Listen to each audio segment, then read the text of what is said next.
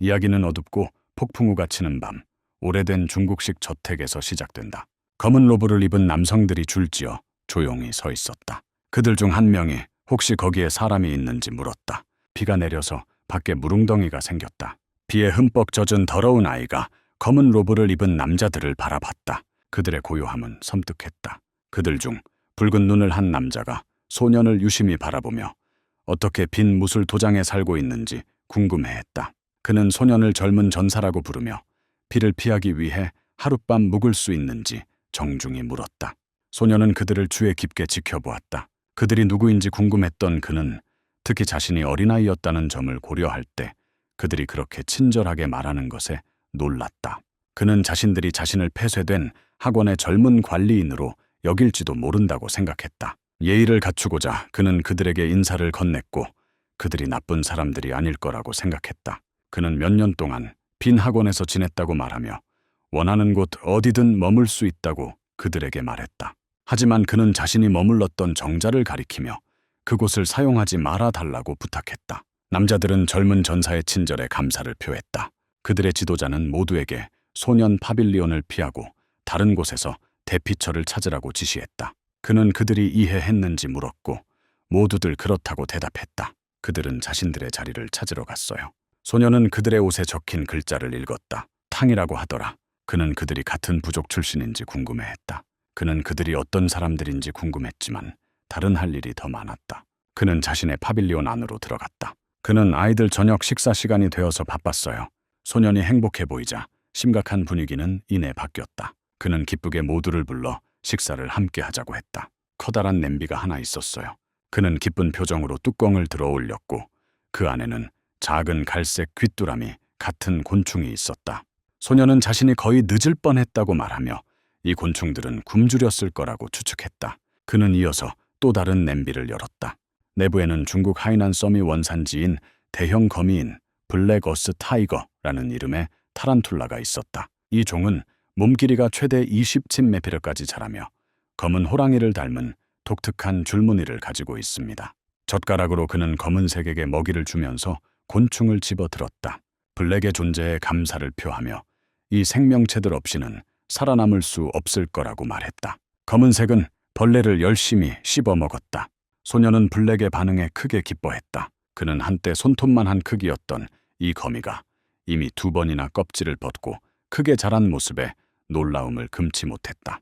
그는 몹시 기뻐했다. 검은 개가 식사를 마친 후 소년은 서랍을 열었다. 안에는 주황색 도마뱀 한 마리가 있었는데 흰색 줄무늬가 있었다. 이것은 줄무늬 몸과 꼬리를 가진 것으로 유명한 또 다른 토종종인 바일레와 동굴 도마뱀이었다. 소년은 과거 생에는 돈이 없어 구하기 어려웠지만 지금은 밖에서 어디든 쉽게 구할 수 있다고 말했다. 도마뱀 부치를 먹이를 주는 모습을 보며 그의 삶은 기쁨으로 가득 찼다.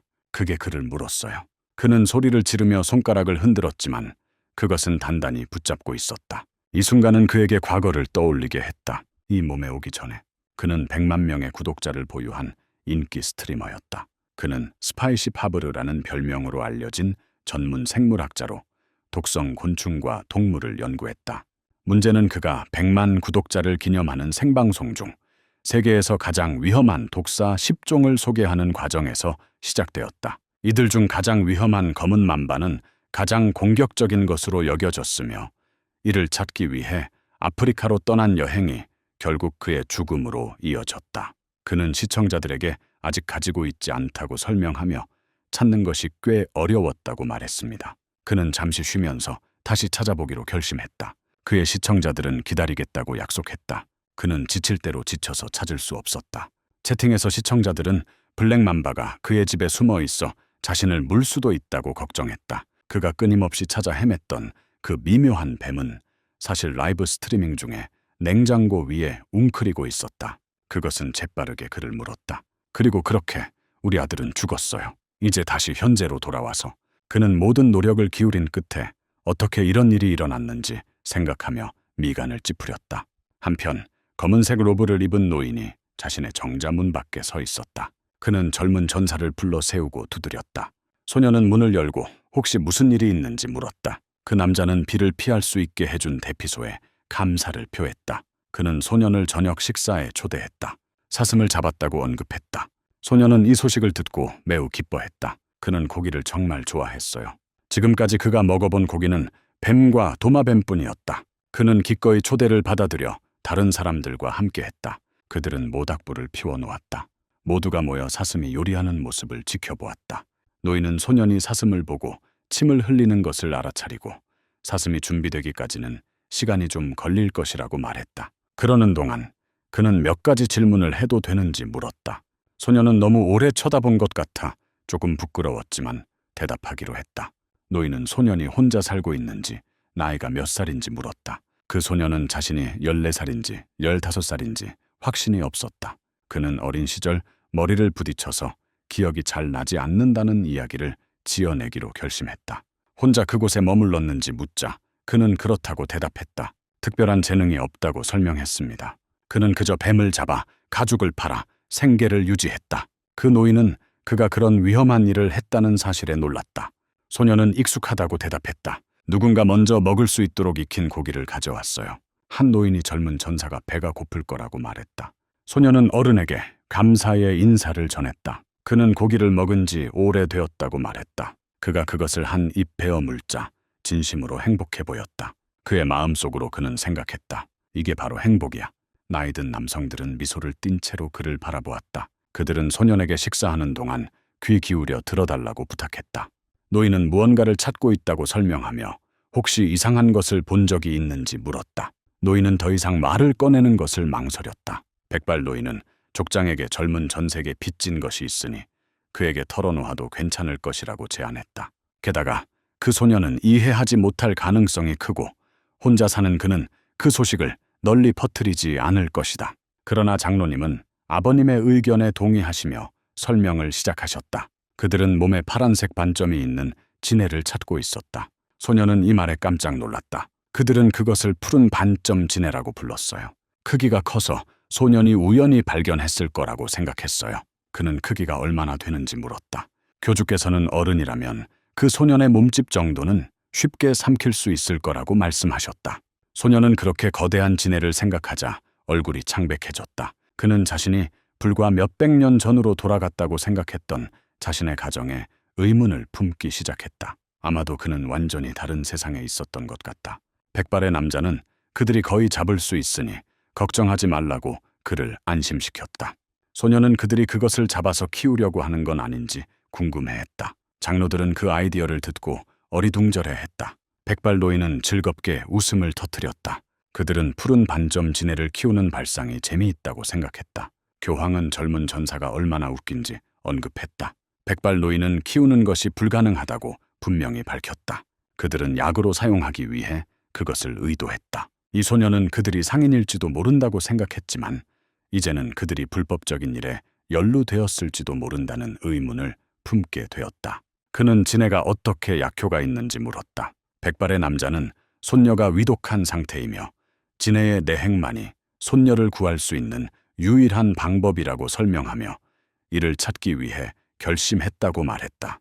소녀는 모든 것을 맞춰보려 애썼고 가장 연장자는 그의 생각을 확인해 주었다. 백발 노인의 손녀는 사실 그의 딸이었다. 소년에게는 그녀를 돕기 위해 무엇이든 하려는 의지가 있는 것처럼 보였다. 그녀의 위중한 상태를 고려할 때 그는 진해가 약으로 쓰일 수 있을지 의심했지만 부모가 자녀를 위해 기꺼이 할 수 있는 일의 정도는 이해했다. 소녀와 진해 모두의 연민을 느끼고 남자들이 제공한 식사에 감사했다. 그는 도움을 주기로 결심했다. 그는 진해에 대해 이야기하기 시작했고 이에 족장은 그가 그것을 보았는지 물었다. 그는 아니라고 대답했지만 푸른 점 진해가 정확히 무엇인지는 모르지만 어디서 찾을 수 있을지는 짐작이 간다고 말했다. 뱀에 물려 사망했음에도 불구하고 스파이시 파브르는 독사에 대한 지식이 매우 뛰어났다. 추정되는 8,700만 종 중 약 2만 종이 독을 가지고 있는 것으로 알려져 있으며 그는 각 독에 대해 잘 알고 있었다. 진해도 예외는 아니었다. 독사에 대한 전문 지식을 가진 스파이시 파브르는 마치 백과사전을 들고 다니는 사람 같았다. 소녀는 마치 머릿속에서 책을 넘기듯 진해에 대한 방대한 지식을 떠올렸다. 그는 정보를 훑어보다가 곧 찾고 있던 것을 발견했다. 현실로 돌아온 그는 장로들에게 그 생물을 찾을 수 있는 곳을 알고 있을지도 모른다고 말했다. 남자들은 놀라며 소년이 이미 수색했던 지역에 대해 물은 것을 알고 싶어 했다. 그들은 주로 낮 동안 아카데미의 북쪽과 동쪽을 바라보았는데 특히 북쪽 강변에 집중했다. 그는 그들이 찾지 못한 것에 놀라지 않았다고 설명했다. 당연히 찾을 수 없었겠죠. 그 노인은 그가 무슨 뜻으로 말했는지 궁금해했다. 물론이야. 그들은 그에게 설명해 달라고 요청했다. 진해는 절지동물의 일종입니다. 문피름과 강클라스는 넓은 분포를 가지며 냉혈동물이기 때문에 청화 습도를 조절하기 위해 보호처가 필요하다. 또 다른 흥미로운 사실은 대부분의 방수층을 가진 곤충들과 달리 진해는 방수 기능이 약하고 껍질에 구멍이 있어 실제로 습한 장소를 선호하지 않는다는 점이다. 높은 습도를 필요로 하지만 지나치게 젖는 것은 싫어합니다. 하지만 물 없이는 오래 버티지 못해요. 따라서 푸른 저망거미는 정글이나 강가에서 발견될 가능성이 낮습니다. 장로들은 진해가 썩은 나무 틈새 같은 곳을 선호한다고 생각했기에 놀랐다. 소녀는 그곳에서 작은 것들을 찾을 수도 있지만 큰 것을 찾고 있다고 설명했다. 큰 진해는 숲이나 강가 바위 근처에 머물 수 없는데 숨을 곳이 없기 때문이다. 장로들은 서로 눈짓을 주고받으며 조용히 동의의 뜻을 나타냈다. 그들은 진해를 어디서 찾을 수 있는지 물었고 성공하면 소년에게 큰 보상을 약속했다. 소년이 미소 지었다. 그는 서쪽을 가리키며 그 방향으로 로키 산맥을 수색해보라고 제안했다. 진해는 낮 동안 따뜻한 바위 아래에서 휴식을 취하고 밤에 활동합니다. 몇 시간 후 그들은 로키 산맥에 도착해 꼼꼼히 수색하고 있었다. 교주님은 높고 좁은 바위 꼭대기에 서서 주에 깊게 지켜보았다. 한 남자가 다가와 젊은 전사가 착각했을 수도 있다고 제안했다. 그는 이제 그만할 때가 되었다고 판단했다. 그는 신호 화살을 발사하라고 명령했고 화살이 날아가는 동안 수색팀을 모았다. 남자들은 모닥불 주위에 모여 앉았다. 지칠 대로 지쳤지만 그들은 여전히 젊은 전사의 말이 옳기를 바랐다. 그들은 왜 진해가 계속 모습을 드러내지 않는지 궁금해했지만 소년의 지능을 믿었다.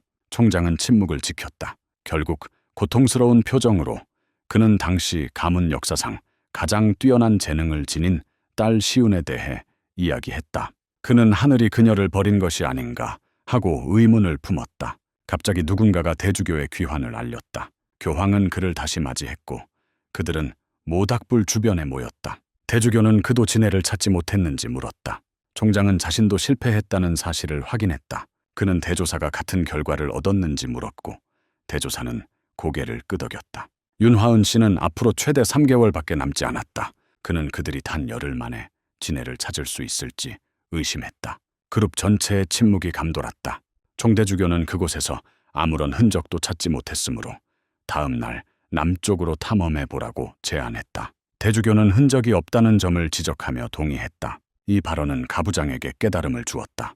그는 크게 웃으며 자신이 간과했던 사실을 믿을 수 없다고 인정했다. 그는 그들이 정말로 올바른 장소에 있다고 선언했다. 총대주교는 대주교가 뭔가 알아차렸는지 물었다. 대주교는 아니라고 답했지만 주교가 언급했듯이 그는 어떤 존재감이나 흔적도 느끼지 못했다고 말했다. 교주님은 어리둥절해 하셨다. 대주교는 흔적이 없다는 점이 그곳에 있었다는 것을 암시한다고 설명했다. 그는 총장에게 지난 사흘 동안 어떤 징후라도 본 적이 있는지 물었다. 총장은 동물 배설물이나 영역 표시를 본 적이 없다고 인정했다. 그때 대교주가 대교주에게 정확히 보이는 그대로라고 명확히 설명했을 때 교주님은 비로소 이해하셨다. 이렇게 큰 산에서 동물 흔적을 전혀 발견하지 못한 것은 이례적인 일이었다. 교황은 영토를 가진 생명체의 가능성을 고려했다. 대주교는 다른 동물들이 진해에게 도망치거나 먹이가 되었을 것이라고 의심했다. 그는 족장의 어깨를 토닥이며 푸른 반점 진해가 정말로 그곳에 있다고 안심시켰다. 그들은 인간을 구할 수 있을 거라는 희망을 품었다. 교황은 슬프면서도 희망에 찬 아버지의 표정을 짓고 있었다. 갑자기 땅이 흔들리는 것을 느꼈다. 경보가 그룹 전체에 퍼져나갔고 땅이 갈라지면서 공황이 엄습했다. 모닥불 주변 땅이 무너지기 시작했다. 뜻밖에도 땅에서 솟아올랐다. 무슨 일이 일어나고 있는지 이해하려 애쓰는 동안 혼란스러움이 그들을 휩쓸었다. 땅에서 사지가 솟아나더니 곧이어 또 다른 사지가 나타났다. 그들은 공포에 사로잡혀 그 생물이 수면 위로 떠오르는 것을 가리켰다. 대조 교주조차도 불안감을 느꼈다. 여러 개의 팔다리가 더 나타났다. 정말 푸른 반점 지네였고 크기도 엄청났다. 아카데미로 돌아온 소녀는 소란에 대해 투덜거렸다. 그는 지네가 얼마나 큰지 궁금해했다. 모든 소음을 감안할 때 그는 단지 그것을 찾아보자는 제안을 했을 뿐이라고 언급했다. 그런데도 그들은 산을 거꾸로 뒤집어 엎는 것 같다. 그는 자신을 통째로 삼킬 수 있을 만큼 거대한 지네의 생각에 매료되었다. 독이 든 포켓몬의 팬인 그는 정말 보고 싶다고 생각했다. 한편 로키 산맥에서는 상황이 점차 진정되었다. 그들은 부상도 입었지만 푸른 반점 지네를 물리쳤다. 그들은 작은 파란색 보석이 든 나무 상자 안에 안전하게 보관되어 있던 핵심을 되찾는 데 성공했다. 남자들은 인간을 구할 수 있게 되어 안도하며 눈물을 흘렸다. 총대주교는 아버지에게 시투로 가서 먼저 부상당한 전사들을 치료하라고 지시했다. 대주교는 어리둥절해했다. 총장은 원하는 피에 새겨지지만 은혜는 돌에 새겨지는 법이라고 설명했다. 이것이 그들의 삶의 방식이었다. 간단히 말해 그들은 여전히 이행해야 할 의무가 있었다. 대주교는 이해했다. 그는 윤에게만 집중하느라 거의 실수를 할 뻔했다는 것을 깨달았다. 그는 젊은 전사를 손님으로 맞이하고 그가 원하는 것을 주는 것이 옳다고 동의했다. 교황은 부상당한 젊은이들을 마을에서 치료받도록 지시하고 자신은 젊은 전사를 방문했다. 그는 젊은 전사가 그 소식에 대해 궁금해할지도 모른다고 생각했다. 한편 아카데미에서는 소년이 3마리의 작고 노란 포켓몬 같은 생명체들에게 애정 어린 포옹을 받고 있었다. 젊은 전사는 새로운 도전에 맞섰다. 그는 뜻밖에도 3마리의 아기 푸른 저망 지렁이들의 돌보미가 되었다. 그들은 아주 작은 애벌레처럼 보였어요. 그들은 특히 그의 얼굴에 머리를 비비며 애교를 부리는 모습이 귀여웠다. 그가 냄비를 바라보며 그는 무언가를 떠올렸다. 집에 돌아온 그는 달걀을 깨끗이 씻어 침대 옆 탁자에 올려놓았다. 그가 깨어났을 때 모두 부화해 있었다. 한 지네가 그의 머리 위에 편안하게 누워 있었다. 그는 그 존재를 감지했지만 그렇게 빨리 부화할 줄은 예상하지 못했다. 그는 자신에게 달라붙은 지네들을 바라보며 어깨에서 조심스럽게 떼어내려 했다. 하지만 문제가 있었습니다. 그들은 그를 부모로 여기며 놓아주지 않았다. 어젯밤에 있었던 일을 간단히 요약해 드릴게요. 그 소녀는 자신을 통째로 삼킬 수 있을 정도로 거대한 이 새로운 종류의 지네에 대해 믿을 수 없을 정도로 호기심이 많았다. 그는 이 도전을 견뎌내는 것이 자신이 여전히 매운맛이라는 것을 증명한다고 스스로에게 말했다. 파브리, 심지어 발견된 푸른 반점 왕지렁이 층에서도 호기심에 이끌려 그는 그것을 찾아 헤매다가 우연히 좌절감에 휩싸여 곤충을 발로 찼다. 균형을 잃은 채 횃불이 떨어졌지만 그가 발견한 3개의 알이 안전하게 있는 것을 보고 안도했다. 다행히 비가 그쳐서 그는 하나라도 건져낼 수 있었을 것이다. 빠르게 행동해야 한다는 것을 깨달은 그는 일어나서 계란을 닦으러 돌아갔다. 그는 허리춤에 단단히 묶어주고 곧 제대로 된 목욕을 시켜주겠다고 안심시켰다.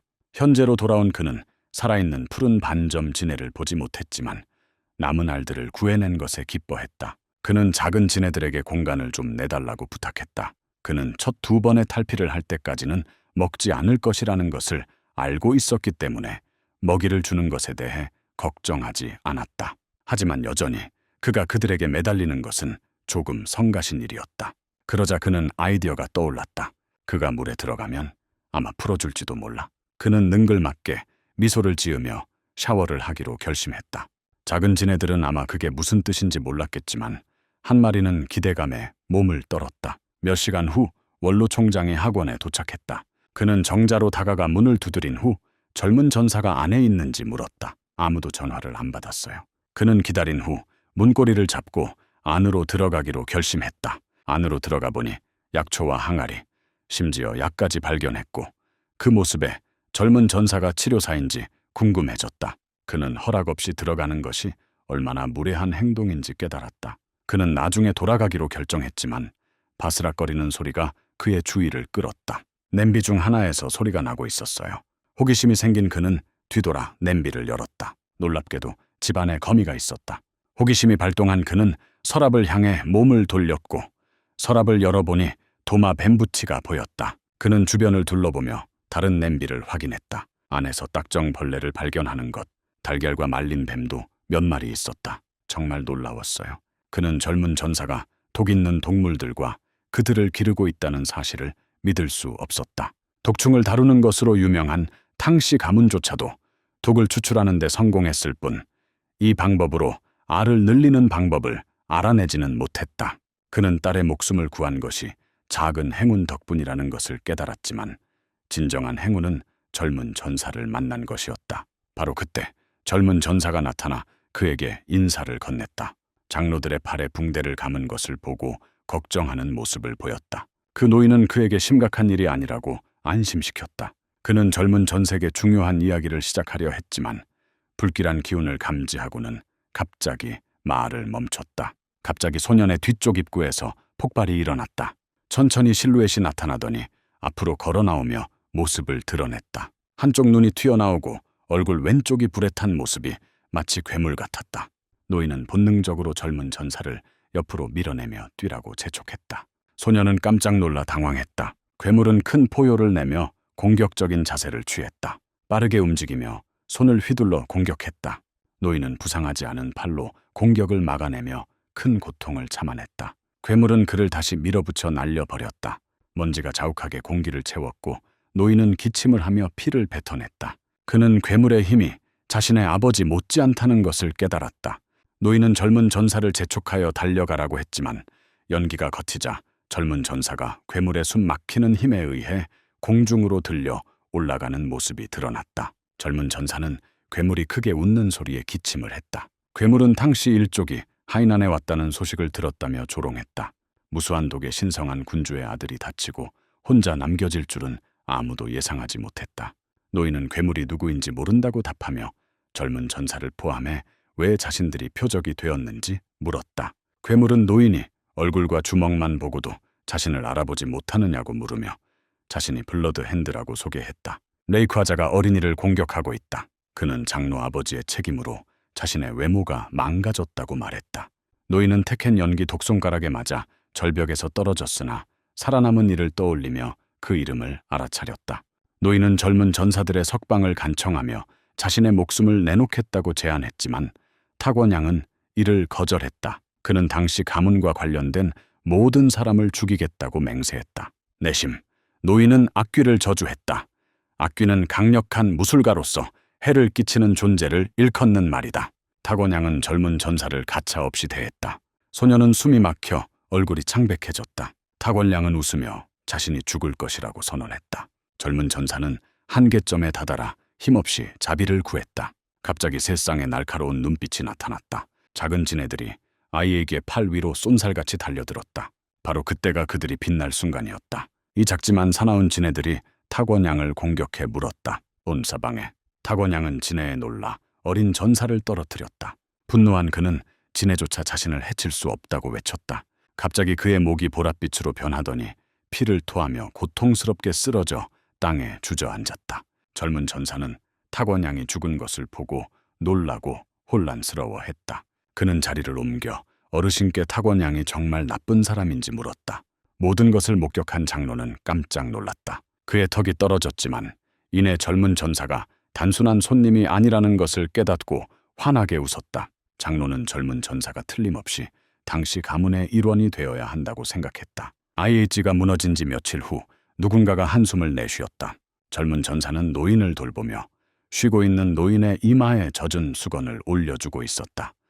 노인은 그에게 감사를 표했다. 젊은 전사는 감사의 말 대신 노인이 동료들이 어디에 있는지 알려주면 자신이 가서 확인해 볼 수 있을 것이라고 제안했다. 그러나 그는 노인을 혼자 둘 수 없다는 것을 깨달았고 의사도 부를 수 없다는 것을 알게 되었다. 노인은 며칠 쉬면 회복할 수 있을 거라며 걱정하지 말라고 안심시켰다. 소년은 그렇게 심각한 부상을 입었음에도 불구하고 어른이 얼마나 침착한지 놀라워했다. 그는 위독한 상태인 노인에게 그렇게 무심하게 굴지 말라고 말했다. 노인은 자신이 무술가이기 때문에 괜찮다고 대답했다. 젊은 전사는 어리둥절해하며 무술가들이 날아다니며 불꽃을 쏘는 사람들이냐고 물었다. 노인은 껄껄 웃으며 모든 사람이 그렇게 할 수는 없지만 그렇게 묘사하는 한 가지 방법이라고 설명했다. 매운 파브리는 깜짝 놀랐다. 또 한 번 그가 진정으로 다른 세상에 있다는 것을 상기시켜주는 일이었다. 그렇지 않다면 집만큼 큰 지네가 있을 리가 없겠죠. 노인은 자신을 구해준 젊은 전색에 자신의 목숨이 빚졌다고 말했다. 자신의 상태를 알면서도 정식으로 자신을 소개하는 모습, 그는 자신이 시무와 당시의 탕탕철산이라고 말했다. 마침내 젊은 전사는 자신도 소개했습니다. 그의 이름은 소룡혼돈이었는데 소는 작다는 뜻이고 소룡은 용을 의미한다고 했다. 그는 그 이름이 좋다고 생각했다. 그리고 그는 묻고 싶은 질문이 많다고 말했습니다. 소룡은 그에게 앞으로 나아가 혼란을 겪으라고 격려하며 소룡의 몸에 있는 지네들이 독이 있는지 물었다. 소룡은 배를 쓰다듬으며 지네 중 하나를 부드럽게 만졌고 파란 반점 지네라는 것을 확인했다. 이 폭로에 탕철사는 깜짝 놀라 벌떡 일어섰다. 그는 소룡이 그들을 길들였는지 그리고 어떻게 그렇게 했는지 물었다. 혼돈 속에서 기다리는 동안 다른 독 있는 생물들도 눈에 띄었고 소룡이 그 두 소리를 키우고 있는 건 아닌지 궁금해했다고도 말했다. 영은 긴 이야기라고 말하며 탕철산이 그 이야기를 듣는 것에 괜찮겠냐고 물었다. 탕철산은 그가 신경 쓰지 않아도 된다고 확실히 말했다. 소룡은 푸른 저망지내에 알부터 시작하여 설명을 이어갔다. 그가 일을 마치자 탕철산은 소룡이 알에서 부화시켰는지 확인하려고 물었다. 소룡은 알이 부화할 시기를 대략적으로 예측할 수 있다고 말하며 고개를 끄덕였다. 탕철산에게는 이 일이 도저히 이해할 수 없는 일이었다. 그 소녀는 어떻게 그런 놀라운 일을 해냈을까? 소룡은 잠시만 기다려달라고 부탁했다. 그는 서랍장 중 한 곳으로 가서 두 마리의 도마뱀을 꺼낸 뒤 탕철산에게 자랑스럽게 보여주었다. 첫 번째 도마뱀은 갈색 몸에 노란색 줄무늬와 흰색 줄무늬가 꼬리에 있었다. 평범한 줄무늬의 도마뱀, 그리고 나서 꼬리에 더 큰 흰색 줄무늬가 있는 도마뱀을 교배하여 또 다른 개체를 만들었습니다. 그는 갈색 몸통과 흰색 꼬리를 가진 개체를 한 마리 생산했다. 줄무늬 없음. 탕철사는 소룡이 그 색깔을 교배했다고 말하는 건지 물었다. 미안하다. 젊은이는 얼굴을 붉히며 예쁘다고 생각했다고 기쁘게 확인했다. 탕철사는 침착함을 되찾고 소룡에게 강력한 독을 가진 개체를 짝지어 더욱 치명적인 품종을 만들 수 있는지 물었다. 소룡은 하하 하고 대답했다. 그의 마음속으로는 이론적으로 가능하다고 생각했다. 그는 어떤 것이 더 강력한 독인지 알면 아마 해낼 수 있을 거라고 설명했다. 그는 여전히 말을 하고 있었는데 탕철산이 정말이라고 외쳤다. 가능하네요. 소룡은 노인의 격렬한 반응에 깜짝 놀랐다. 탕철산은 즉시 그에게 가족에게 합류하라고 재촉했다. 소룡은 혼란에 빠져 그를 더욱 도발하며 그가 합류한다면 모든 무술을 아낌없이 가르쳐주고 원하는 모든 약초와 독약에 접근할 수 있도록 해주겠다고 약속했다. 탕철사는 소룡과 같은 인물이 중원무림의 전설적인 10대 독종들을 사로잡거나 길들일 수 있다고 주장했다. 마치 그것만으로는 충분하지 않은 것처럼 탕철사는 자랑하려는 것이 아니라 중원의 3가지 꽃 중 하나를 만날 기회를 제공하려는 것이라고 덧붙였다. 그의 딸 소룡이 감탄하며 외쳤다. 기다려달라고 하며 탕철산에게 방금 한 말을 다시 말해 달라고 부탁했다. 탕철산은 소룡이 어리지만 그래도 남자라고 말하며 웃었다. 그는 중부 평야의 꽃에 대해 다시 이야기하기 시작했지만 소룡이 그것을 잊으라고 말하며 그를 가로막았다. 소룡은 중원의 10대 독충에 대해 더 알고 싶어 했고 청점각이 얼마나 대단한지 물어보았다. 탕철사는 당연히 그에게 확신을 주었다. 그는 푸른 저망거미가 인상적이긴 하지만 거대한 전갈부터 금처럼 빛나는 황금 개구리까지 10가지 위대한 독충에 비해 순위가 낮다고 설명했다. 설령 그렇다 해도 젊은이는 상상했던 것보다 현실이 훨씬 더 놀랍다고 생각했다. 탕철사는 미소를 지었다. 그가 소룡의 관심을 성공적으로 끌었다는 것을 알게 되었다. 소룡은 흥분한 듯 눈을 반짝이며 호기심 가득한 표정을 지었다. 이틀 후 당시 일족의 한 사람은 탁원양이 나타났다는 소식을 듣고 깜짝 놀랐다. 탕철사는 탁원양이 숨어서 무공을 연마해 아버지의 경지에 근접한 수준에 이르렀다고 설명했다.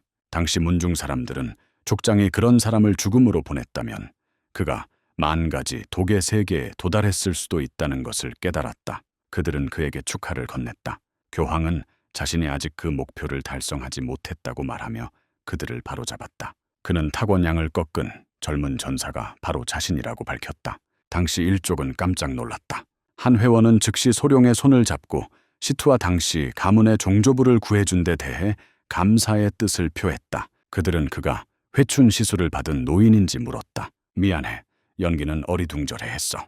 혼란을 본 노인은 소룡에게 당시 문중 사람들이 무슨 일이 일어날지 이해하고 있음을 보여주라고 요청했고, 소룡은 가슴을 두드리며 어린 동무들을 불렀다. 당시 일족은 소룡의 옷자락이 살랑거리는 소리와 함께 3마리의 귀여운 지네가 빼꼼히 모습을 드러내자 모두 숨을 죽였다.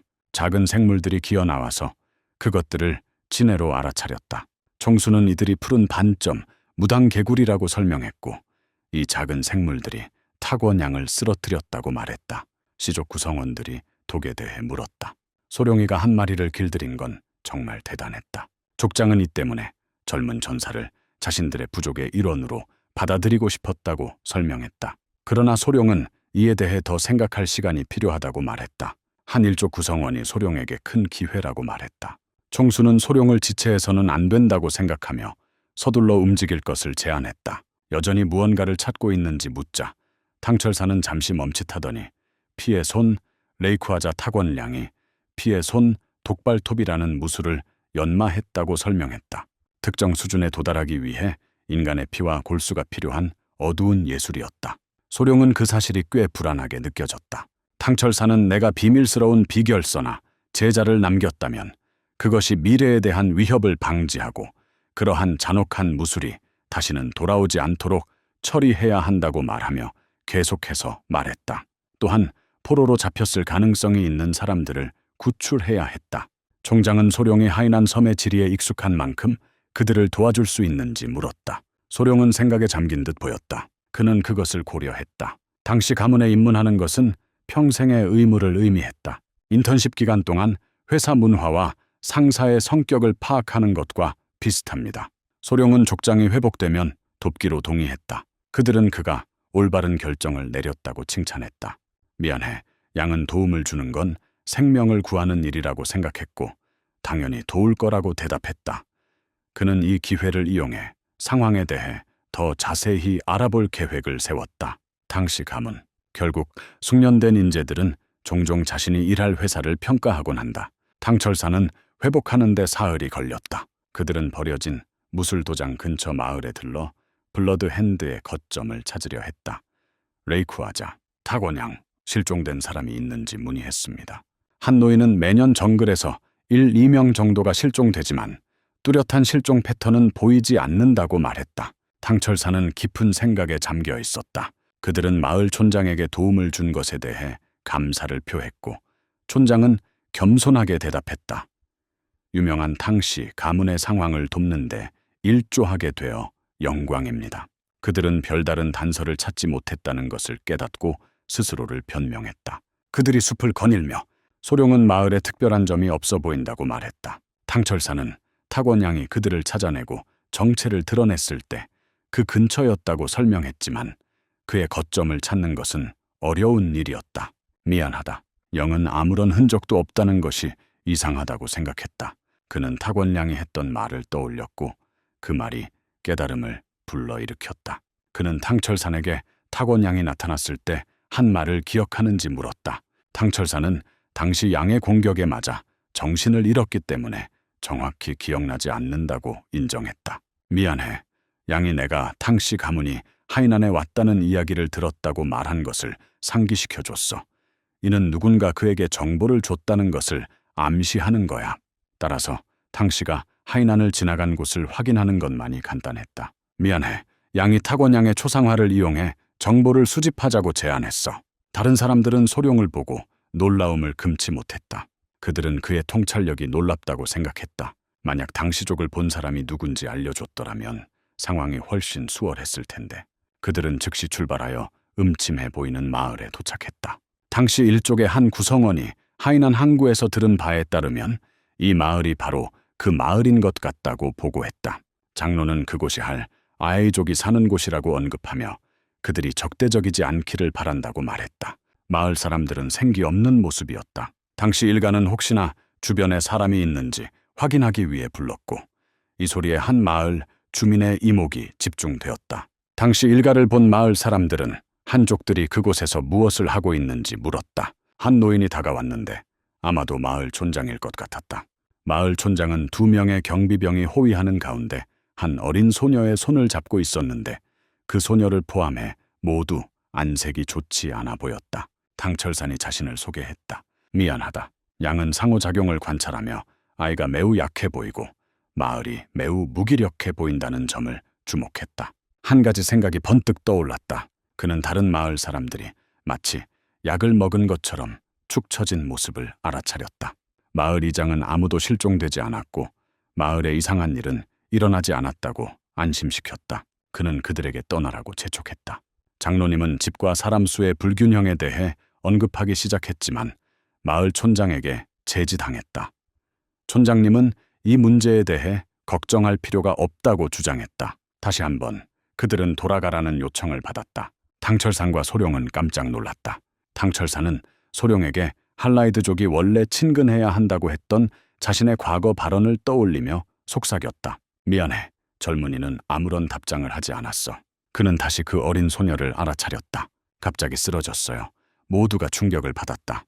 마을 촌장은 그녀를 품에 안고 눈시울이 붉어지며 눈물을 글썽겼다. 그는 그녀가 자신의 유일한 남은 친척이었기에 군인에게 떠나지 말아달라고 간청했다.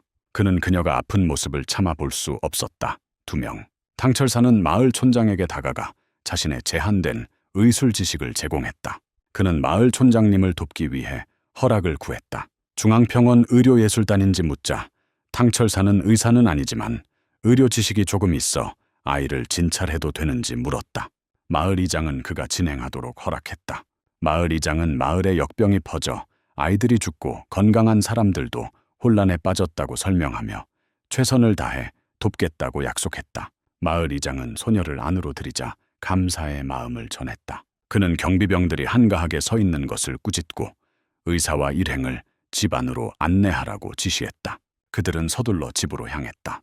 소룡은 당시 일족에게 어르신께서도 의술을 잘 아시는지 물었다. 그 남자가 확인했어요. 그는 당시 가문의 무술은 독을 다루는 기술을 포함하고 있어 의술에 능숙하다고 설명했다. 무술은 자신의 몸을 이해하는 것에서 시작되기 때문입니다. 의료 관련 지식이 어느 정도 필요합니다.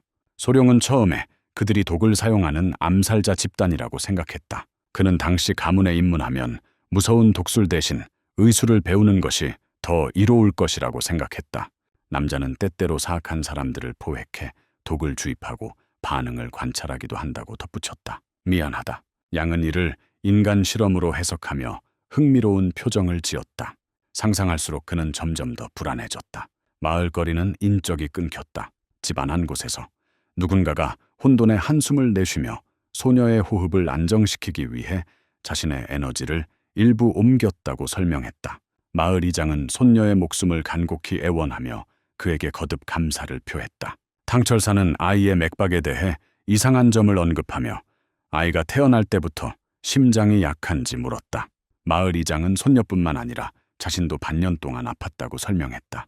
마을의 다른 사람들도 자신들이 신비한 병이라고 부르는 병에 걸렸다. 이 때문에 그는 그들에게 수업 시간을 더 일찍 마치라고 권했고 심장에 좋은 약을 제공하겠다고 제안했으며 마을 사람들이 모여 그 약을 시험해 볼 수 있도록 요청했다. 마을 이장은 감격에 겨워 진심으로 그에게 감사를 표했다. 소룡은 혼돈을 주의 깊게 관찰했다.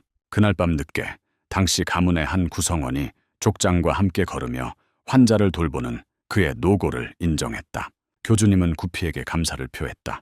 구패는 증상에 대해 문의했고 증상이 상당히 이례적이라고 설명했다. 무기력, 눈의 부기, 미열, 불규칙한 맥박. 증상이 심한 사람들은 모두 심장 질환을 앓고 있었고 소룡이 어디 있는지 물었다. 구패는 하루 종일 일하느라 지친 젊은 사람을 보았다고 답했다. 잠이 든 그를 방에 두고 나갔다. 소룡이 무술을 전혀 모르는 채로 자신들을 따라오고 있었다는 사실에 모두가 동의하며 그로 인해 자연스럽게 피곤해질 것임을 언급했다. 카오스는 그를 확인하기로 결심했고 구패가 앞장서겠다고 제안했다. 그들은 방에 들어서자 소룡이 침대에 깊이 잠들어 있고 3마리의 지네가 바구니에 담겨 있는 것을 발견했다. 카오스가 문을 살짝 열고 들여다보았다. 무언가를 알아차린 그는 즉시 안으로 들어가 소룡을 향해 손을 들어 올렸다. 그의 손이 무겁게 내려앉아 사우는 뺨에 따끔한 통증을 느끼며 잠에서 깨어났다. 탕철산이 그를 노려보고 있었다. 미안하다. 갑작스러운 행동에 놀란 젊은이는 본능적으로 아픈 뺨을 감싸며 물러섰다. 그는 이를 악물고 분노하며 왜 그런지 물었다. 카오스는 그렇게 했고 고통에 대해 불평했다. 어르신은 소룡의 얼굴에 벌레가 붙어 있어 잡으려 했다고 설명하며 사과했다.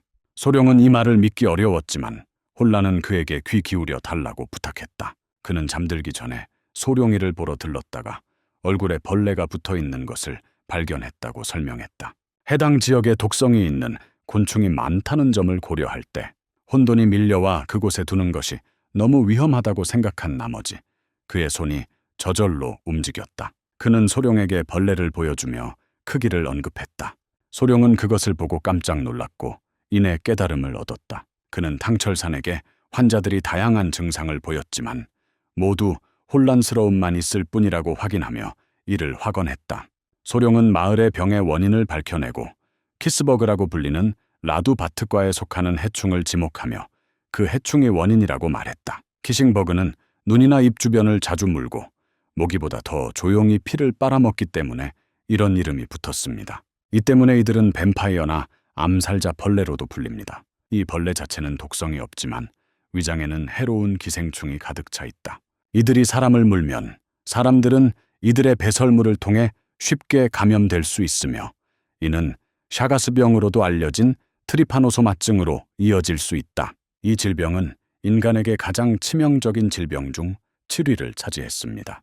소룡은 마을 이장에게 마을 개들도 사람처럼 숨이 쉽게 차는 등의 증상을 보이는지 물었다. 마을 이장은 이를 확인하고 벌레가 원인인지 물었다. 소룡은 그렇다고 확실히 말했다. 대장, 이게 손녀를 구할 수 있다는 뜻이냐고 물었다. 소룡은 적절한 약을 쓰면 가능하다고 말했다. 탕철사는 미소를 지었다. 그는 구페에게 의견을 물었고 구페는 젊은 전사의 진정한 가치를 인정했다. 소룡은 그들의 대화를 알아차리고 무슨 일이 일어나고 있는지 궁금해했다. 그들은 자신들이 시투와 탕 가문의 일원임을 상기시켰다. 소룡은 어리둥절한 표정을 지었고 탕철사는 그 말을 마음속으로 다시 되뇌었다. 소룡은 궁금해했다. 그래서 어쩌라고? 그의 표정은 짜증과 당황스러움이 섞여 있어 재미있었다. 탕철사는 중국에서 악한 자들이 만들어낸 도끼 있는 기생충이나 마법으로 묘사되는 구의 개념을 설명했다. 이 남성들은 벌레를 이용해 타인에게 고통을 주거나 다른 사람을 조종한다. 소룡은 이 엄청난 혼란을 발견하고 동의했지만 많은 무술가들이 지유에 의해 살해당하거나 자신의 가족을 해치는 끔찍한 행위를 강요당하거나 이 악당들에게 노예가 되는 등 끔찍한 일을 겪었다는 점을 지적했다. 이 때문에 많은 사람들이 지유 카오스를 상쇄할 해독제를 끊임없이 찾아왔으며 이는 몸에서 액체를 배출하거나 체내에서 녹여 죽이는 치료법을 의미한다고 설명했다. 소룡은 혼돈을 이해하기 시작했고 그런 치료제를 만들 수 있는 사람이 누구인지 물었다. 그리고 당연히 위대한 시투와 탕 가문이라고 자랑스럽게 선언했다. 그는 그들에게 몸 안에 있는 주먹만한 벌레를 녹일 수 있는 치료법이 있다면 아주 작은 벌레쯤은 아무것도 아니라고 확신했다. 그는 저주받은 녹는 구슬을 보여주며 소량의 약만으로도 충분하다고 언급했다. 소룡은 감탄의 뜻을 표했지만 개인적으로 기생충 치료제라는 이름으로는 다소 과장된 느낌이 든다고 생각했다. 탕 가문은 마을 촌장에게 손녀를 구할 수 있다고 확신했다.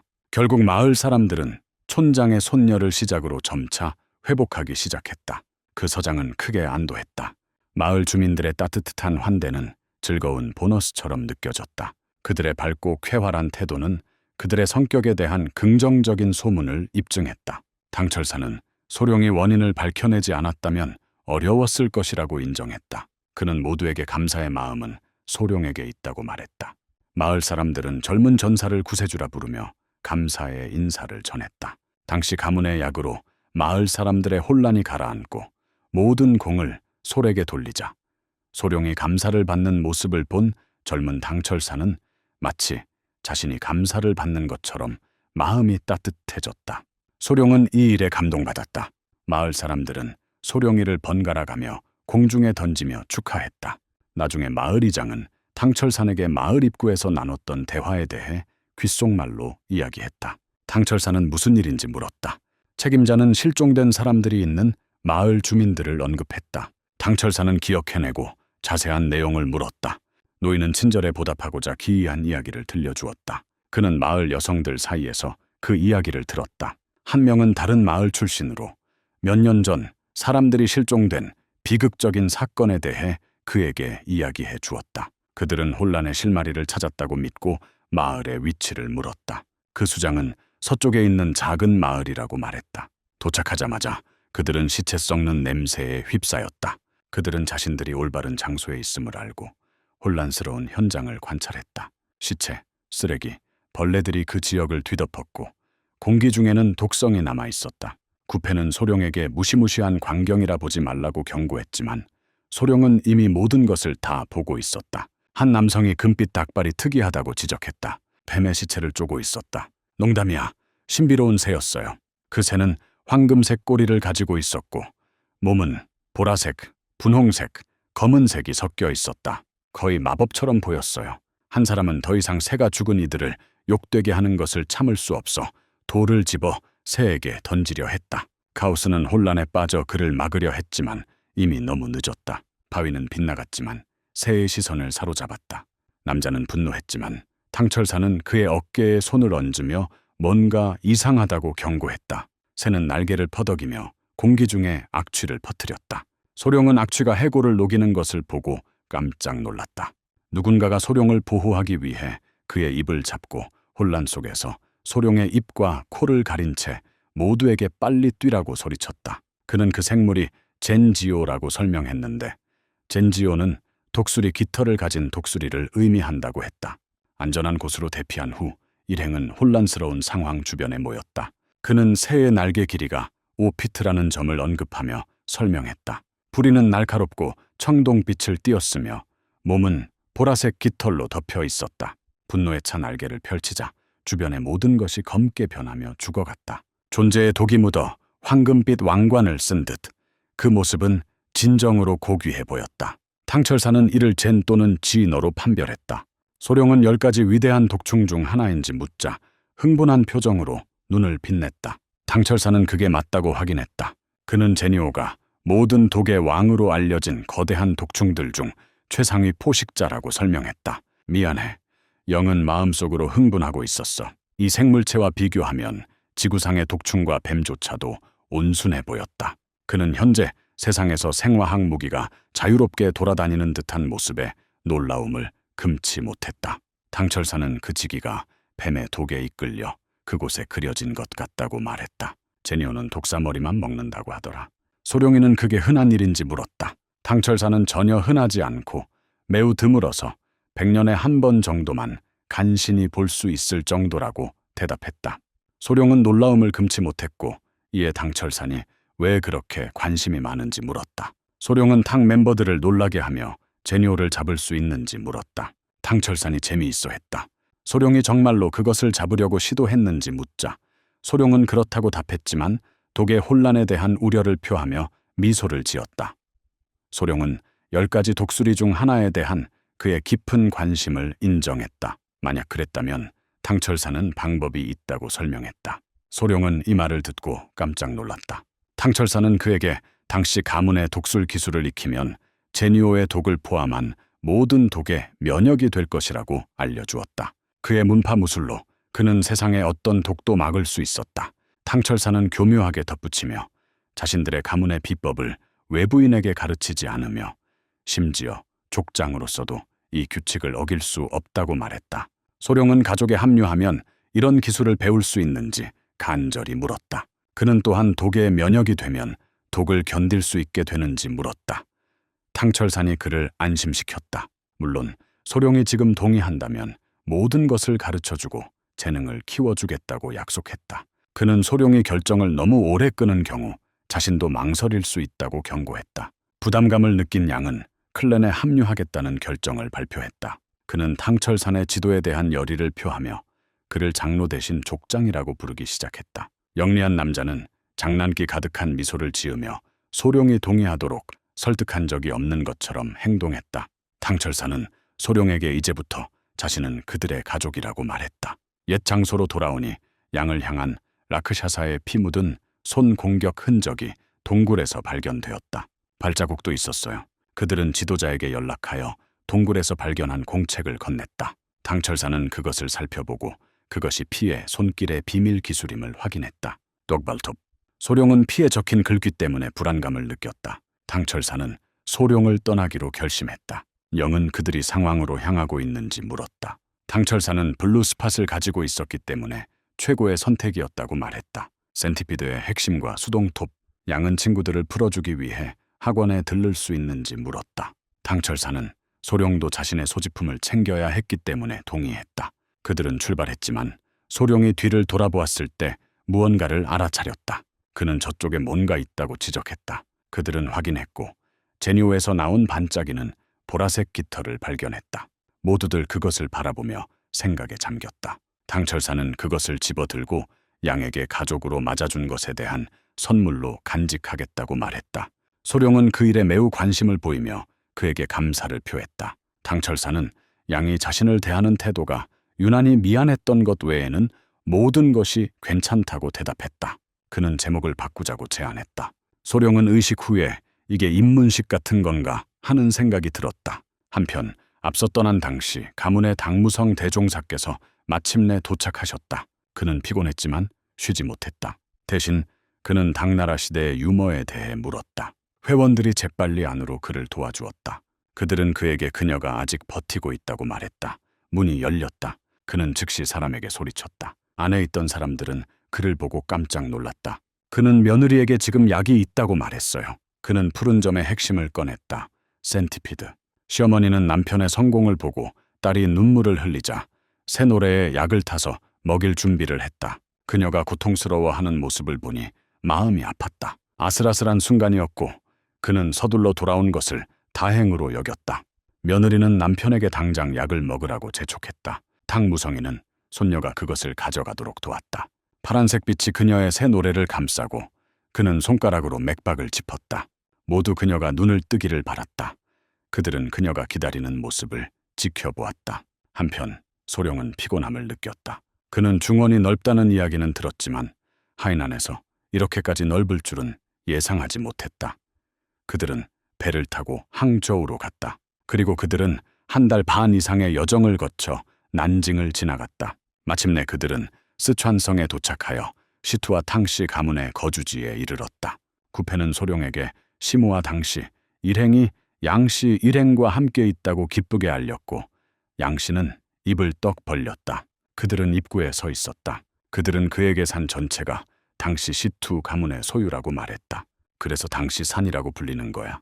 소룡은 이를 악물고 모든 것을 받아들였다. 당시 가문의 일원들이 족장을 맞이하기 위해 나왔다. 소룡은 그 수가 얼마나 많은지 보고 놀랐다. 그는 이 모든 사람들이 그 상황에서 온 것인지 궁금해했다. 그들 중 당시 가문, 빨간 드레스를 입은 소녀가 그들에게 달려갔다. 그녀는 아버지에게 소리쳤다. 사람이었어요. 그녀는 아버지를 다시 만나게 되어 그저 행복했을 뿐인데 눈물이 얼굴에 흘러내렸다. 한편 소룡은 매료되었다. 당철사는 딸이 살아있는 것을 보고 안도했다. 그녀는 그를 꽉 껴안으며 사과했다. 소룡은 자신의 아름다움을 믿을 수 없었다. 전에 유명인과 잠깐 사귀어 본 적은 있지만 이렇게 밝은 기운을 가진 사람은 처음 봤다. 당철사는 소룡에게 자신이 소개하고 싶은 사람이 있다고 말했다. 당철사는 소룡에게 자신의 딸 인간을 소개했다. 소룡은 깜짝 놀랐다. 그는 당철산이 전에 말한 것이 이것인지 물었다. 소룡은 잡초나 풀에 대해 이야기했고 이는 당철산을 꽃 전시회를 떠올리게 했고 그는 얼굴을 붉혔다. 당철산은 소룡에게 옆에 있는 소녀가 자신이 내쳤던 꽃이라고 말했다. 소룡은 말문이 막혔다. 그는 꽃에 대한 그들의 대화를 떠올리며 부끄러움을 느꼈다. 그 순간 그는 자신이 실수를 저질렀다는 것을 깨달았다. 그는 그런 아름다운 파트너를 만날 기회를 놓쳤다고는 전혀 생각하지 못했다. 시투와 당씨 가문의 외동딸인 화은은 독초로도 불렸다. 어린 시절부터 마음속에 숨겨진 아픔을 지니고 있었다. 그녀는 몇몇 노인들이 자신의 재능에 대해 이야기하는 것을 우연히 엿들었다. 사람들은 그녀의 실력을 의심했지만 그녀의 아름다움은 버섯의 새 송이 꽃 중 하나로 꼽힐 만큼 뛰어났다. 그들은 그녀에게 적합한 사위를 찾는 것에 대해 이야기했다. 한 노인 중 한 명이 족장에게 두 번째 아내를 드리는 것을 제안했지만 족장이 이를 거절하자 그 노인은 의아해했다. 이 말을 듣고 나서야 그녀는 부모님의 말씀이 옳았다는 것을 깨달았다. 그녀는 무술에서 뛰어난 실력을 보여줌으로써 부족의 어른들에게 자신을 증명하고 싶어 했다. 그녀는 남자가 아니더라도 가족에게 기여할 수 있다는 것을 보여주고 싶었다. 하지만 서두르다 보니 실수가 발생했어요. 조급한 사람은 길을 잃을 수 있어요. 그 조급함이 심령의 악마를 불러일으켜 핵심적인 일탈을 초래했다. 그러자 화은이 잠에서 깨어났다. 그때 대주교와 그녀의 어머니, 그리고 2명의 다른 사람들이 그녀의 병상 곁에 있었다.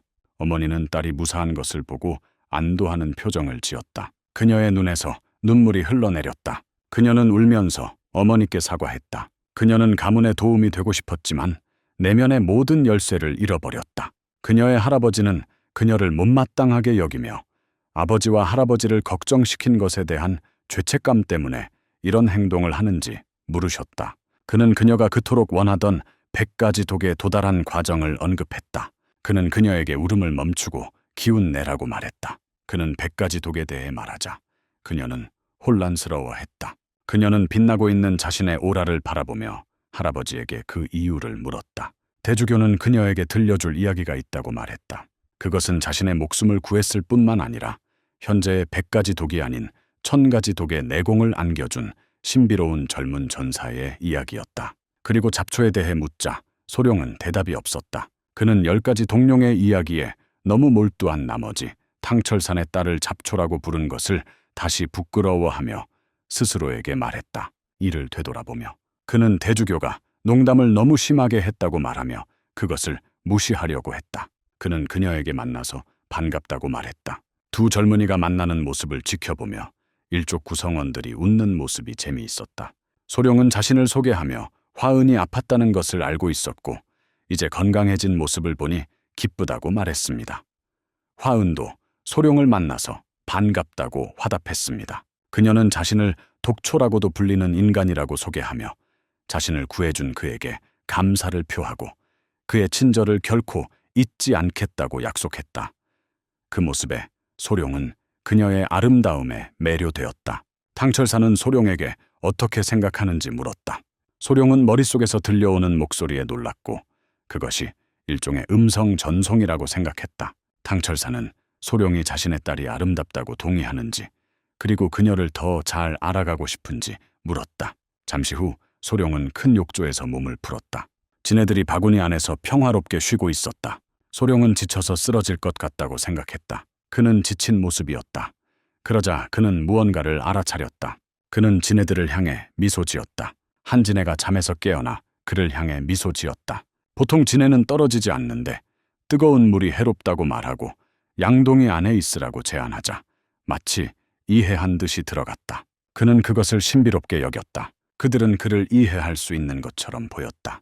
탕철사는 지금 깨어나 자신을 지켜보고 있는 지네들이 사리를 감지하고 반응한다고 말했다. 그는 그들이 자신의 벌거벗은 몸을 쳐다보는 것에 부끄러움을 느낀다고 농담을 했다. 그러자 두 지네는 양동이 안으로 숨어들었고 소룡은 그 모습에 즐거워했다. 그는 파이 씨가 지네가 영적인 존재라고 말한 것을 기억했다. 그는 영적인 존재에 대해 더 알아보기 위해 메모를 해두었다. 나중에 그는 곰곰이 생각했다. 그는 진정하지 못했다. 탕철산이 말한 후 그는 곧 다른 정자로 떠나야 한다는 것을 알았고 가족들은 탁자 주위에 모였다. 대주교와 그의 아내, 딸이 그곳에 함께 있었다.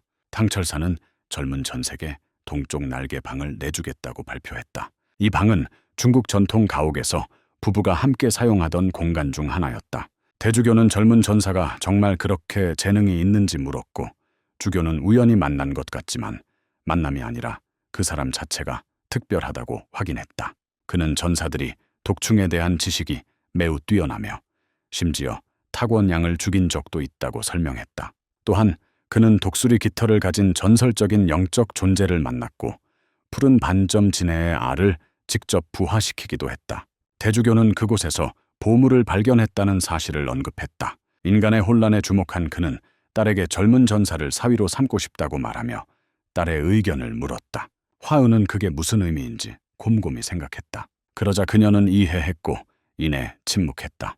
그녀는 천독 체질을 갖게 된 지금 자신의 가문에 더 큰 도움이 될 수 있음을 증명하고 싶어 했다. 그녀는 자신이 당시 가문의 일원이며 아버지가 말씀하신 내용을 이해한다고 대답했다.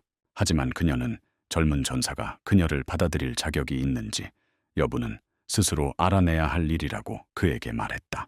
그러자 그녀는 방에서 뛰쳐나갔고 그 순간 탕철산의 마음은 어색해졌다. 젊은 전사는 신중해야 한다. 딸이 아름다운 만큼 그녀는 날카로운 가시를 품고 유머 감각도 뛰어나며 재빠르게 움직인다. 이제 1000가지 독을 품은 체질을 갖게 된 그녀는 마음이 아팠다. 그녀가 거기서 멈추면 어른들은 결코 그녀를 알아보지 못할 것이다. 그녀는 젊은 전사가 어떤 사람인지 그의 자질부터 성격까지 철저히 평가하기로 결심했다. 한편 싸우는 무엇을 해야 할지 고민하고 있었다. 그는 그녀가 그에게 앙심을 품고 있을지도 모른다는 것을 알고 있었다. 그는 아이들에게 진해에 대한 조언을 구했다. 갑자기 사람이 나타나 그를 깜짝 놀라게 했다. 그녀는 정말 아름다웠어요.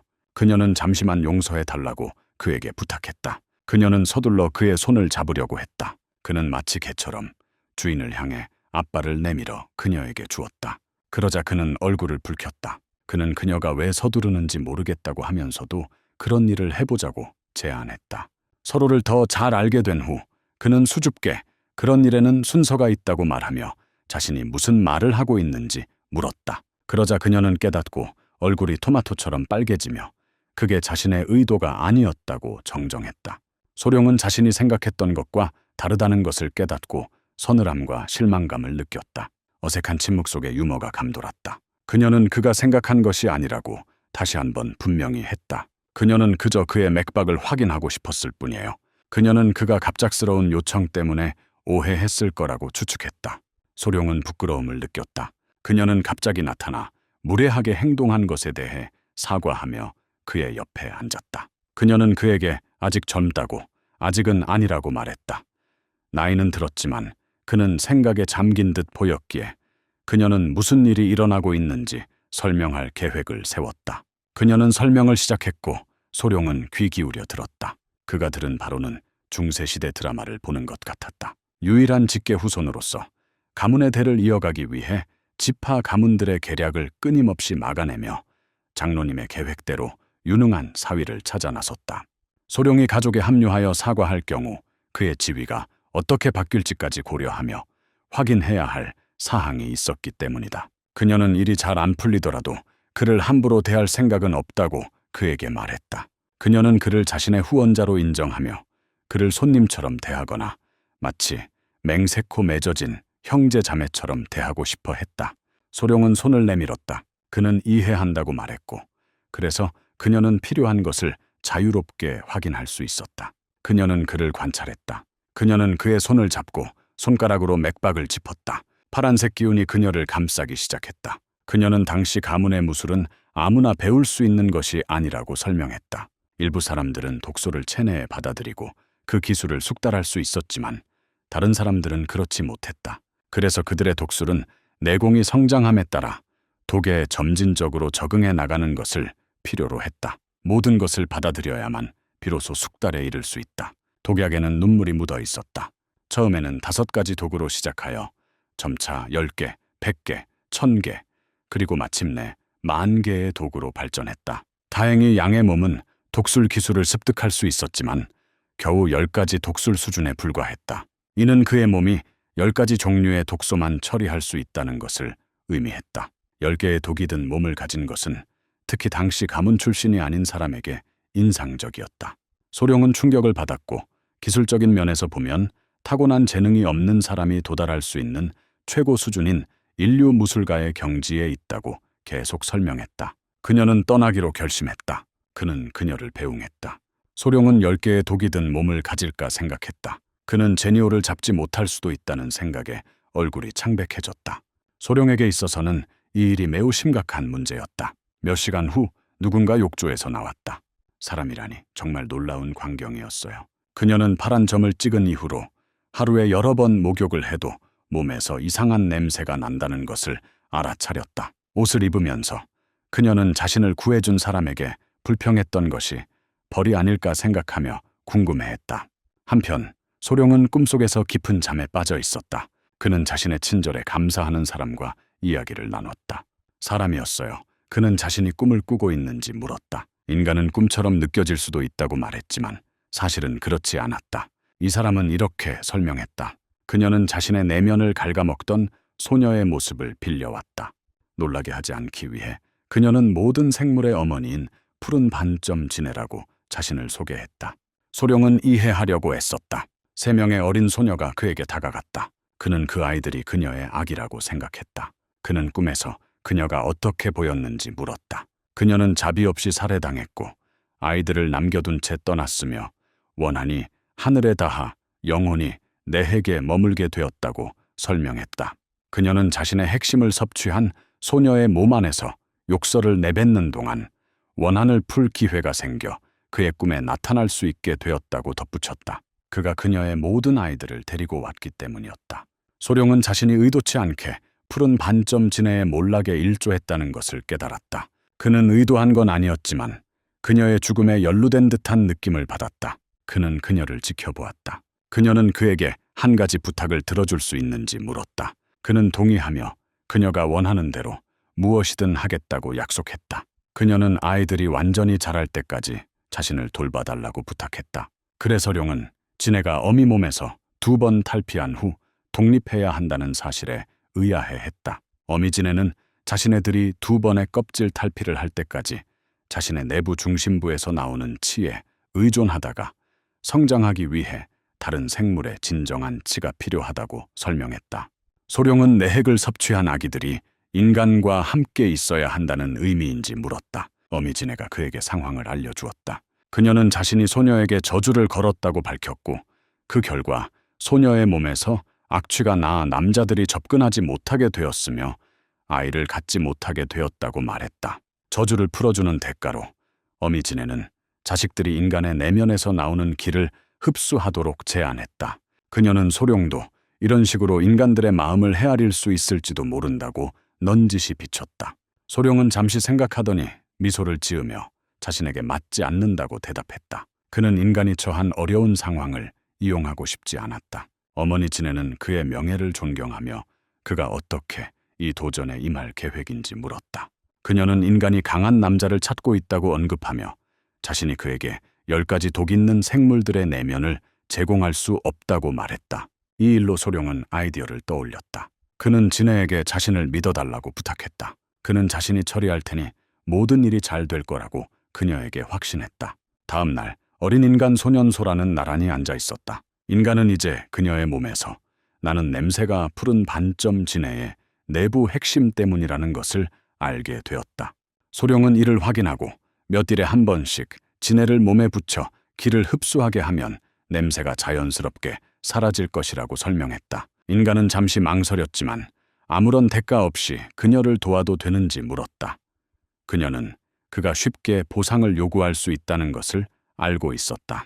소룡은 미소를 지으며 여성의 어려운 상황을 이용하지 못하겠다고 말했다. 그는 그런 뻔뻔한 인간이 되기를 거부했고 그의 반응에 놀랐다.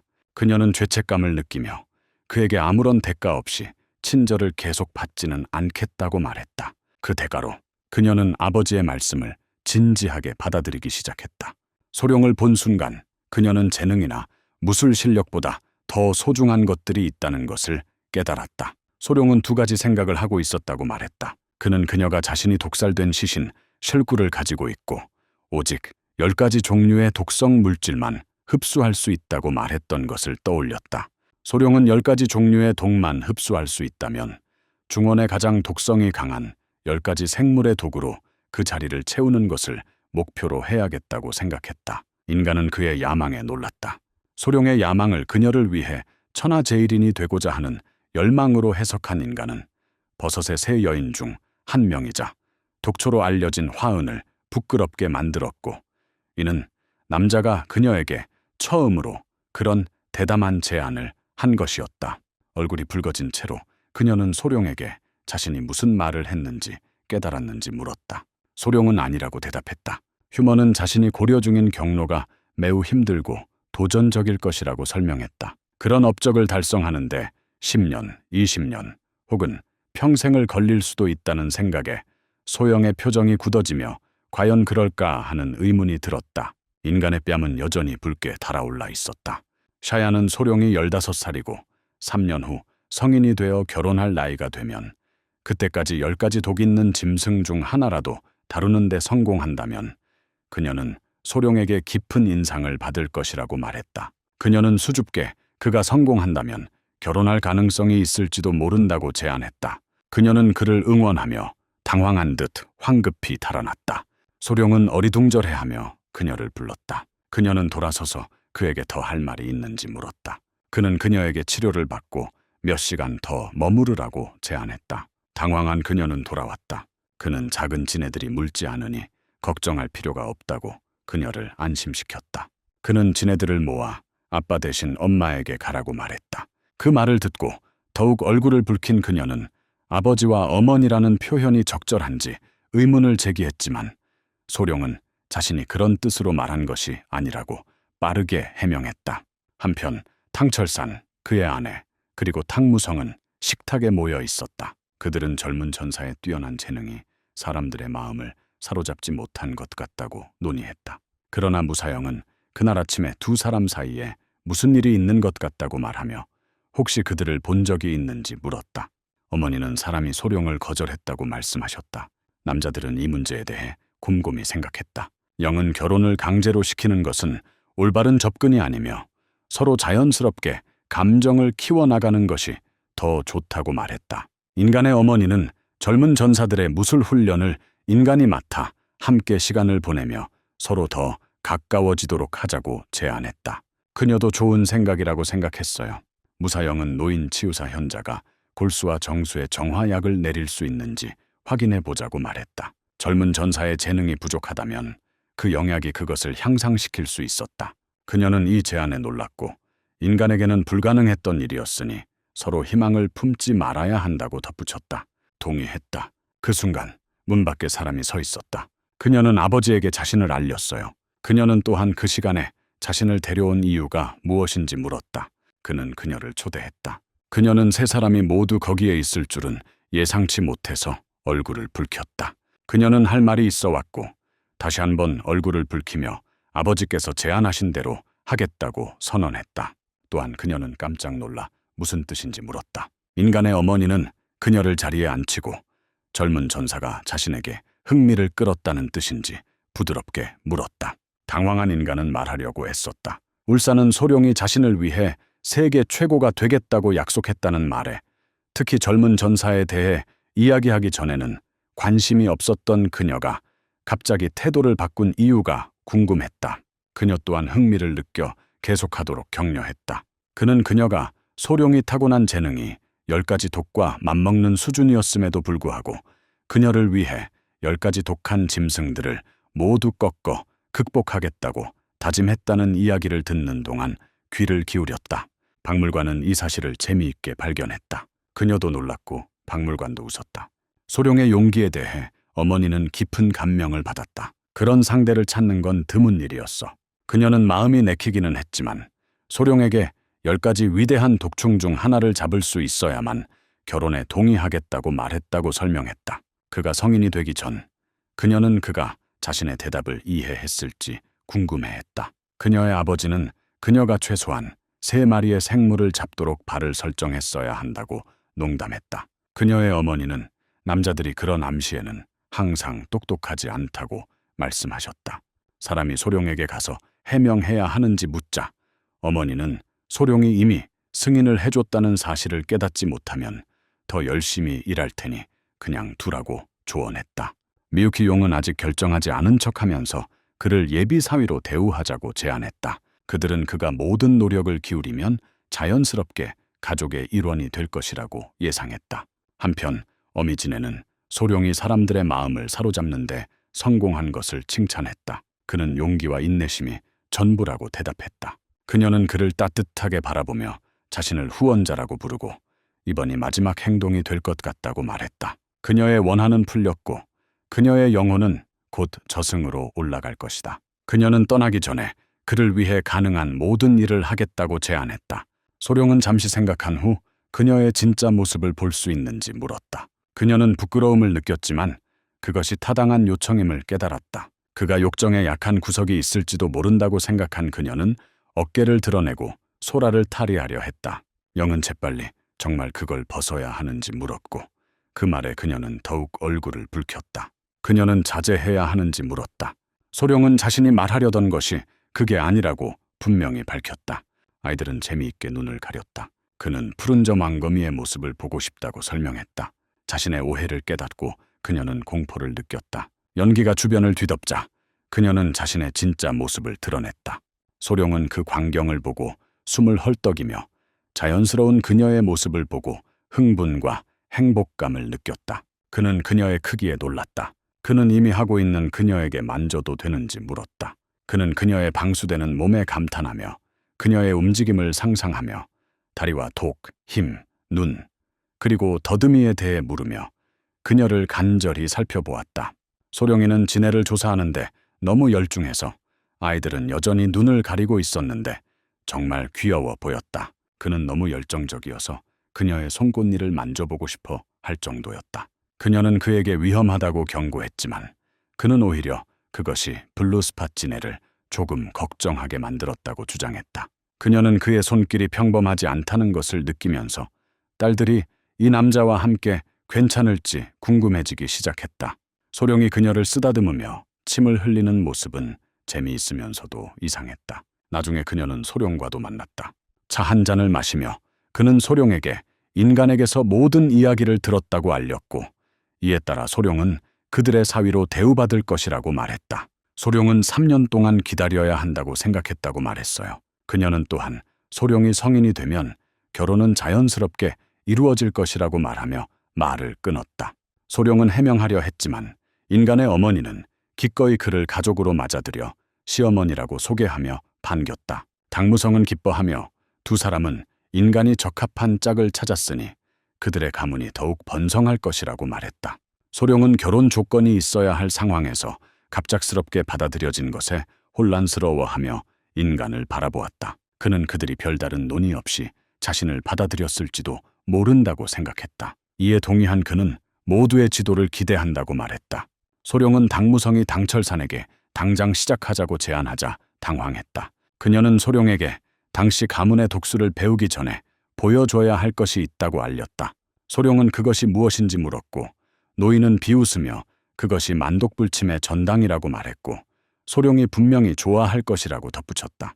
소룡이가 가족의 일원으로서 온 가족이 소중히 여기는 전통인 만천독의 전당으로 첫 발을 내딛는 순간을 가족 모두가 손꼽아 기다려왔다. 소룡은 당무성을 할아버지라고 부르며 간절함을 드러냈다.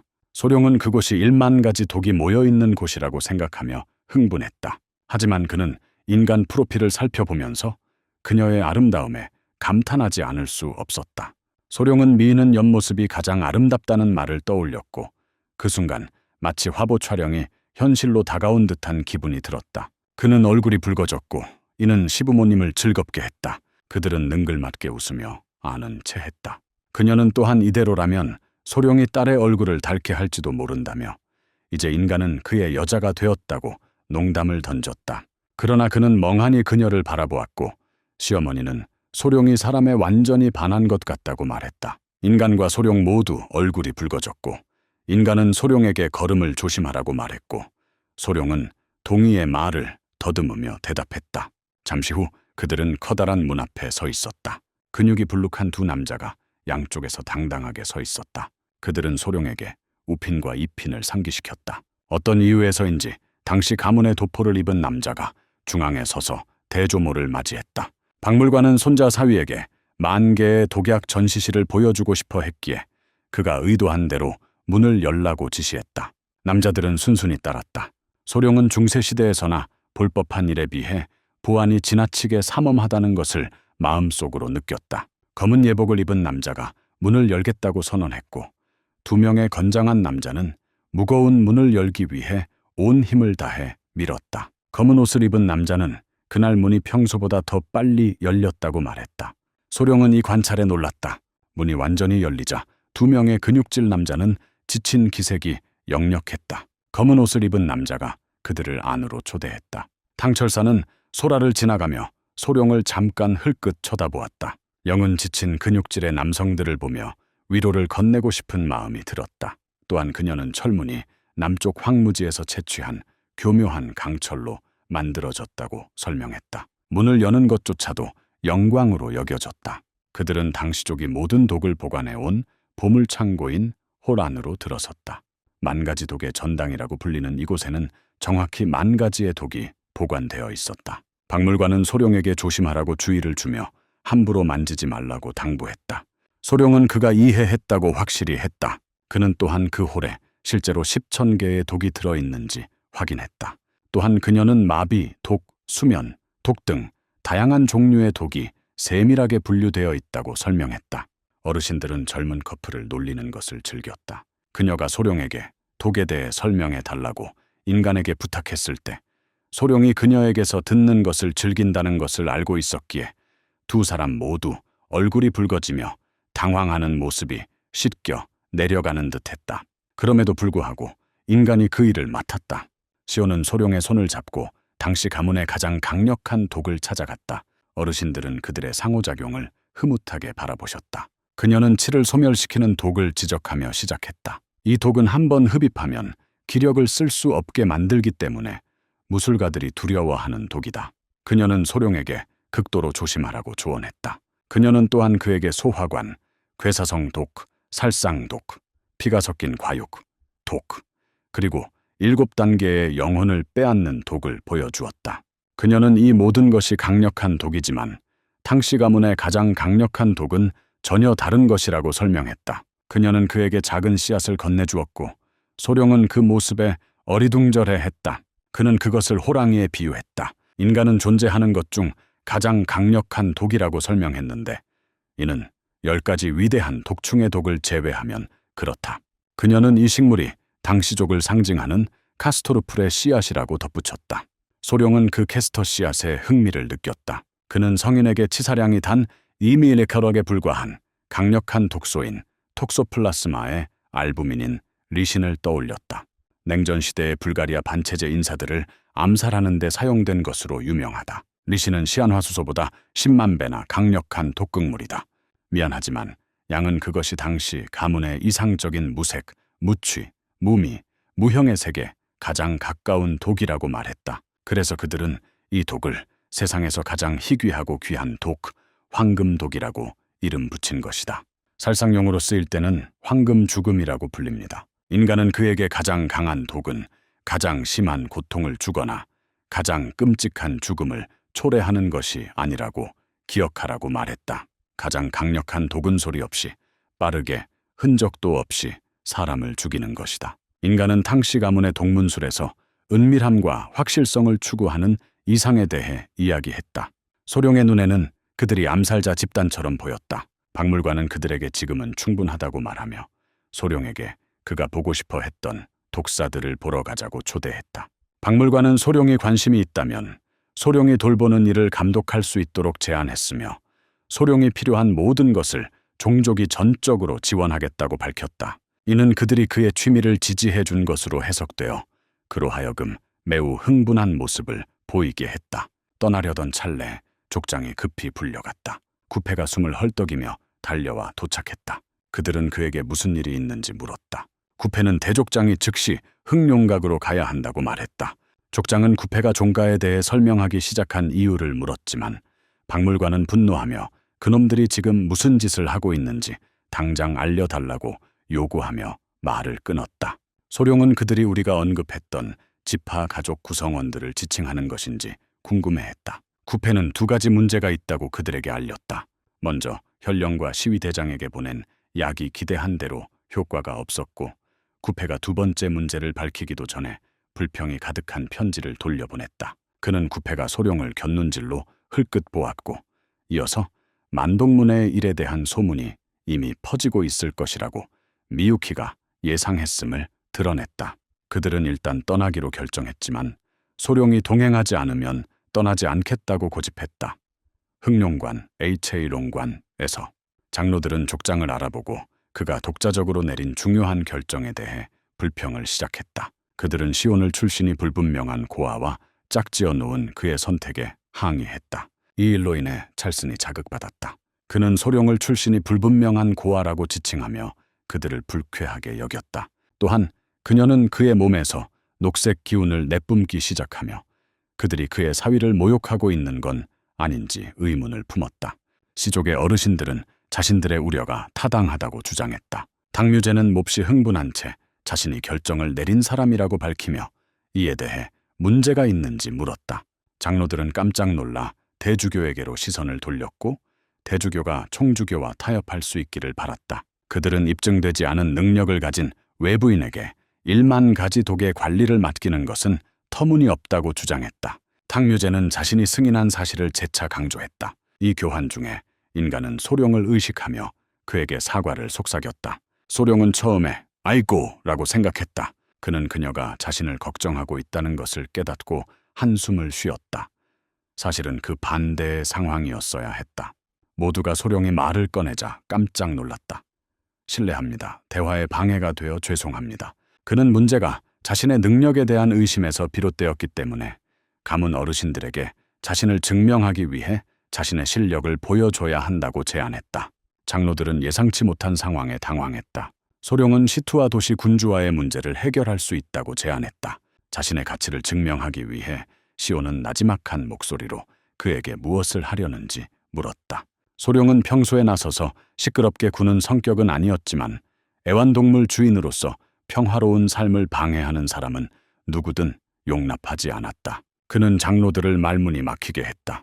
결국 그들은 격분하여 그가 어른들의 대화를 방해했다며 훈계했다. 그들은 그에게 상황을 알고 있는지 물으며 도전했다. 도시 영주의 편지에 적힌 내용이 무엇인지 알고 있느냐는 것이었다. 들이닥치기 전에 그들은 그를 건방진 무명 배후라고 부르며 감히 간섭했다며 종족장에게 보고했다. 장로들은 이 기회를 이용해 명망 있고 유력한 무예 가문의 사위를 추천하며 논쟁을 벌였다. 대신 올슨의 아내인 그녀는 짜증이 나기 시작했다. 안으로 들어온 소룡은 이 늙은이들이 말을 할수록 더 어처구니 없는 소리를 하는 것 같다고 생각했다. 스파이시 파브르 시절에는 총 구독자 수가 100만 명을 넘었고 스트리밍당 평균 시청자 수는 3,000명 이상이었다. 그는 장로들이 여전히 그를 시투와 탕 가문의 사위로 인정하지 않으려는 것 같다고 지적했다. 본질적으로 소룡은 여전히 스파이시 파브르의 대규모 팬층을 가진 손님으로 여겨졌다. 그는 이유 없이 혼란을 일으키는 트롤들을 처리하는데 익숙했다.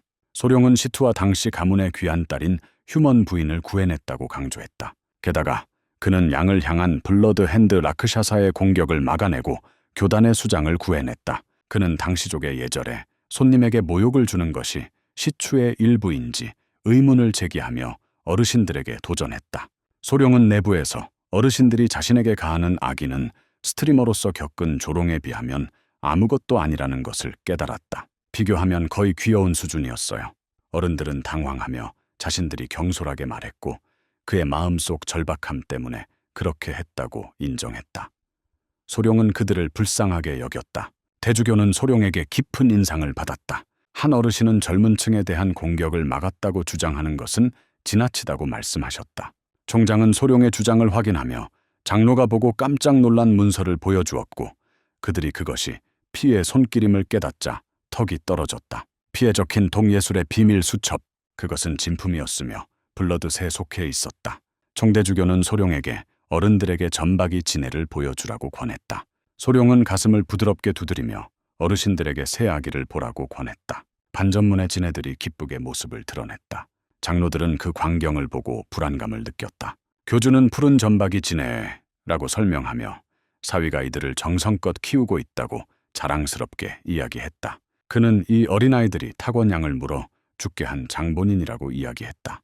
장로들은 믿을 수 없다는 듯이 족장에게 젊은 전사가 푸른 전문의 지혜를 제대로 통제했다는 사실을 확인했다. 교황은 젊은 무리가 노인들을 놀리며 악마 같은 미소를 짓는 것을 보았다. 그녀는 소룡을 젊은 전사라고 지칭한 것이 그를 사위로 받아들이지 않았다는 신호라고 지적하기도 했다.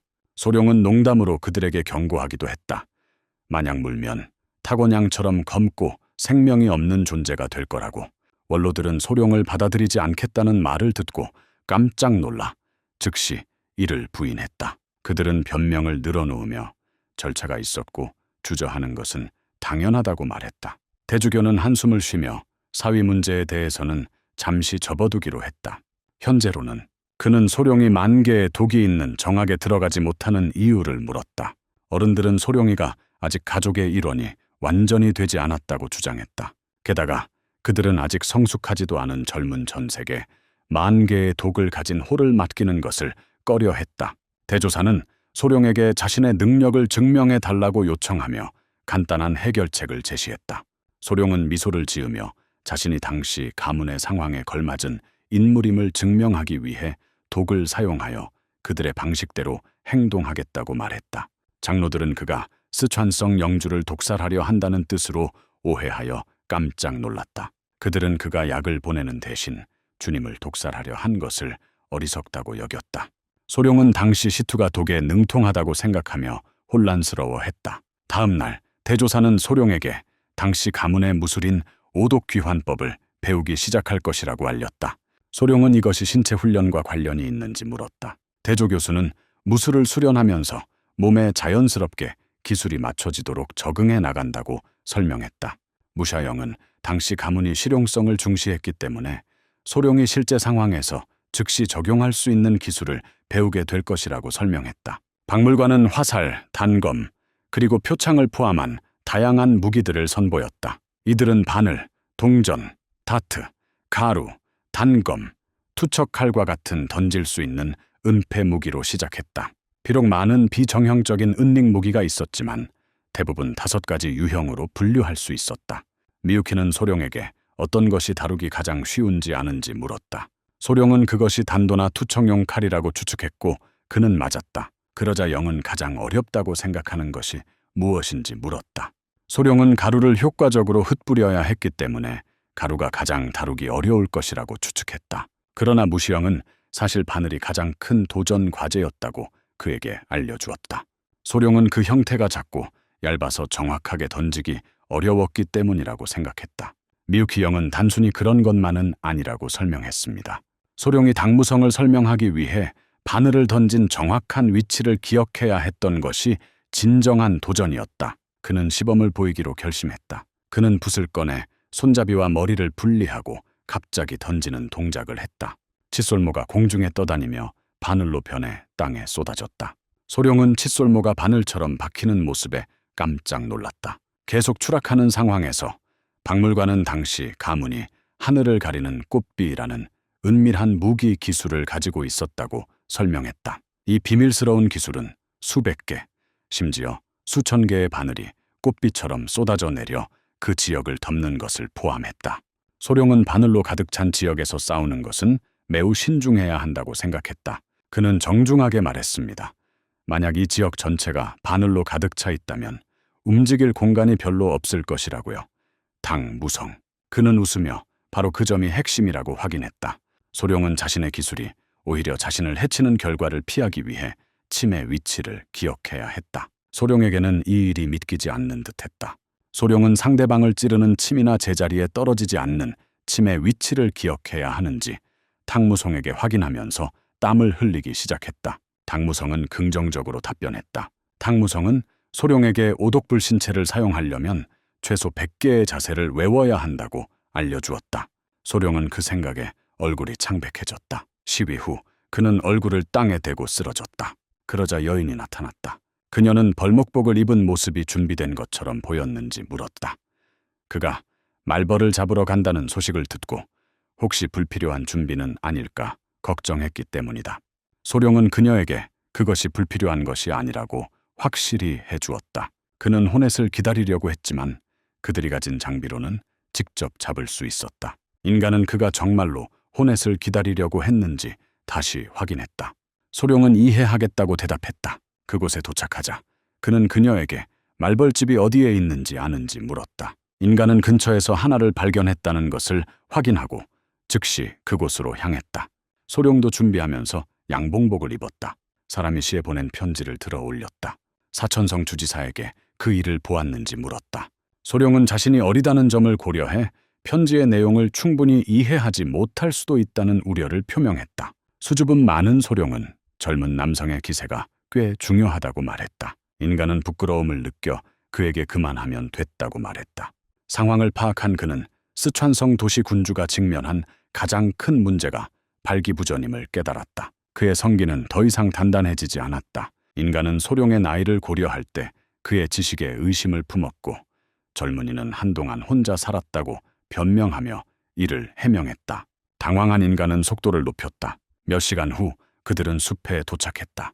소룡은 그곳의 생물들의 정신이 팔렸고 인간은 목적지에 도착할 때까지 소룡이 정신을 차리도록 계속 주의를 주어야 했다. 마치 작은 동굴처럼 보였고 말벌들이 살기에 딱 좋은 곳이었다. 인간은 머리 보호구를 착용하면서 벌집이 없는 벌을 찾는 것의 중요성에 대해 물었다.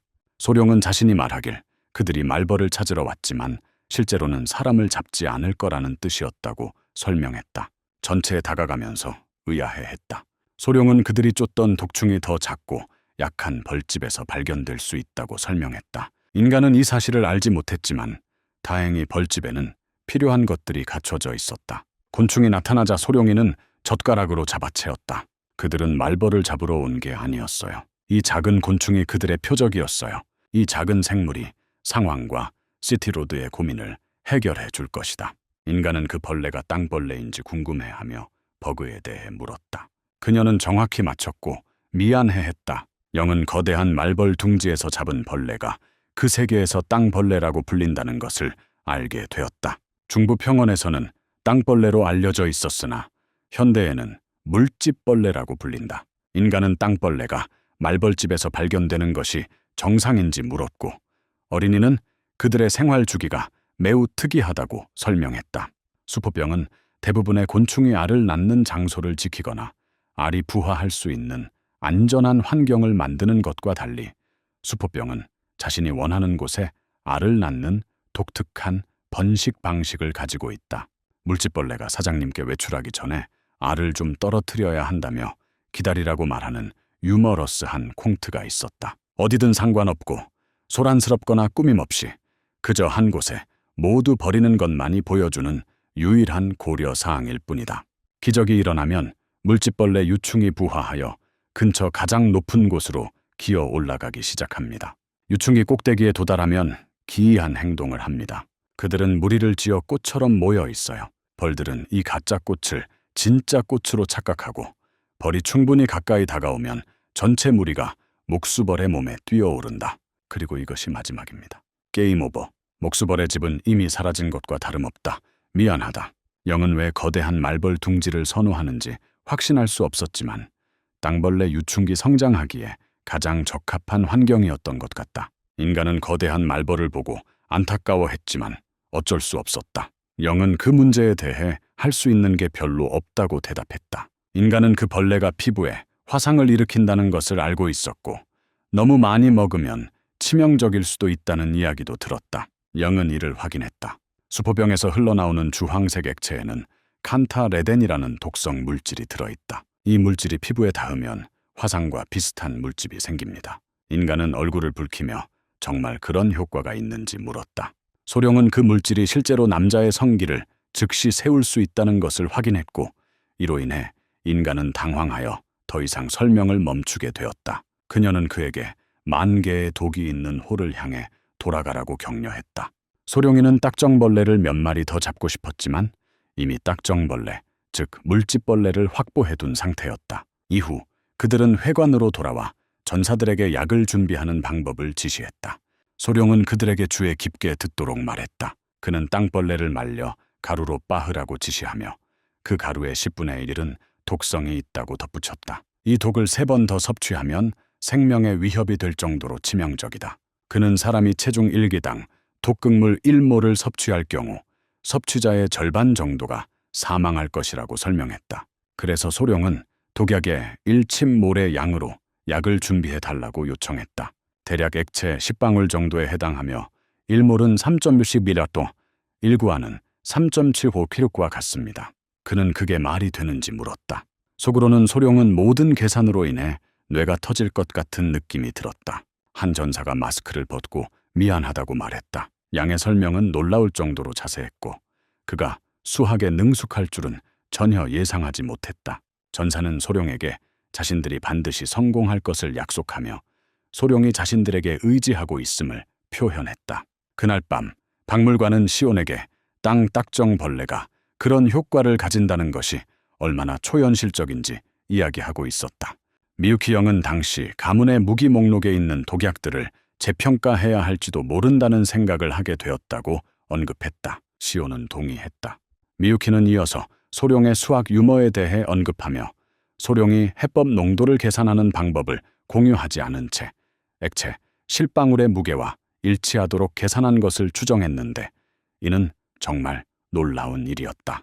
원숭이 영은 자신이 독에 대해 잘 안다고 생각했지만 소룡에 대해 알아갈수록 소룡이 자신과는 차원이 다른 사람임을 깨달았다. 그는 시온에게 소룡을 지금 더 좋아하냐고 장난스럽게 물었다. 시온은 얼굴을 붉히며 처음에 성급했던 것에 대해 후회한다고 말했다. 탕무송은 앞으로 이를 만회하는 것이 진정으로 중요하다고 그녀를 안심시켰다. 미유키는 완성된 약을 어떻게 테스트할 계획인지 물었다. 인간은 더욱 얼굴을 붉히며 토마토처럼 빨개졌다. 그녀는 지부 가족 어르신들이 젊은이가 인슐린을 너무 많이 맞았다고 사과하고 있다고 말했다.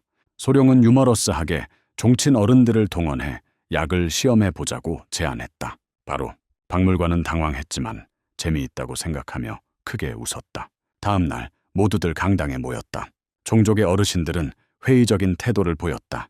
한 전사가 소룡에게 나무 상자를 건네며 감초 가루와 꿀을 섞어 더 달콤하고 먹기 편하게 만들었다고 설명했다. 소룡은 세부적인 부분에 대한 세심한 주의에 감명받았다. 소룡은 전사가 지시한 대로 정확히 준비했는지 물었다. 전사는 자신이 지시를 꼼꼼히 따랐음을 확인했다. 다른 클랜원들은 어처구니 없다는 듯 비웃으며 그게 대체 얼마나 대단할 수 있는지 의문을 표했다. 원로 원장은 침묵을 명하고 소룡에게 약의 효능을 어떻게 증명할 계획인지 물었다. 소룡은 질문에 놀라듯 행동했다. 종족 어르신들은 그 효능을 확인하는 것이 당연하다고 주장하셨다. 한 노인네가 스촨성의 도시 군주에게 검증되지 않은 약을 절대 보내지 않겠다고 소리쳤다. 또 다른 어르신은 만약 무언가 잘못된다면 큰 재앙으로 이어질 수 있다고 덧붙였습니다. 소룡은 다른 선택지가 없다는 것을 인정했다. 전사는 이 말이 무엇을 의미하는지 깨달았다. 무사가 약을 건네자 문중 어르신들은 어리둥절해하며 소룡이 자신들에게 직접 소리내어 시험해 보기를 기대하는 듯 짜증스러운 표정을 지었다. 엘더는 소룡이 그게 무엇인지 알기나 했는지 의문을 품었다. 또 다른 노인은 소룡이 너무 오랫동안 밖에서 놀아서 속이 검게 변한 것 같다고 말했다. 소룡이는 웃으며 할아버지께 소리쳤다. 무사 연기 소룡에게 무엇이 필요한지 물었다. 소룡은 박물관에 당시 가문의 무술을 익힌 자는 독을 두려워하지 않는다는 자신의 과거 발언을 상기시켰다. 몽키용은 함께 연주하며 이를 인정했다. 소룡은 이어서 어르신들의 망설임이 두려움 원숭이 젊은이가 다시 자신과 뜻을 같이 했다는 것을 암시한다고 지적했다.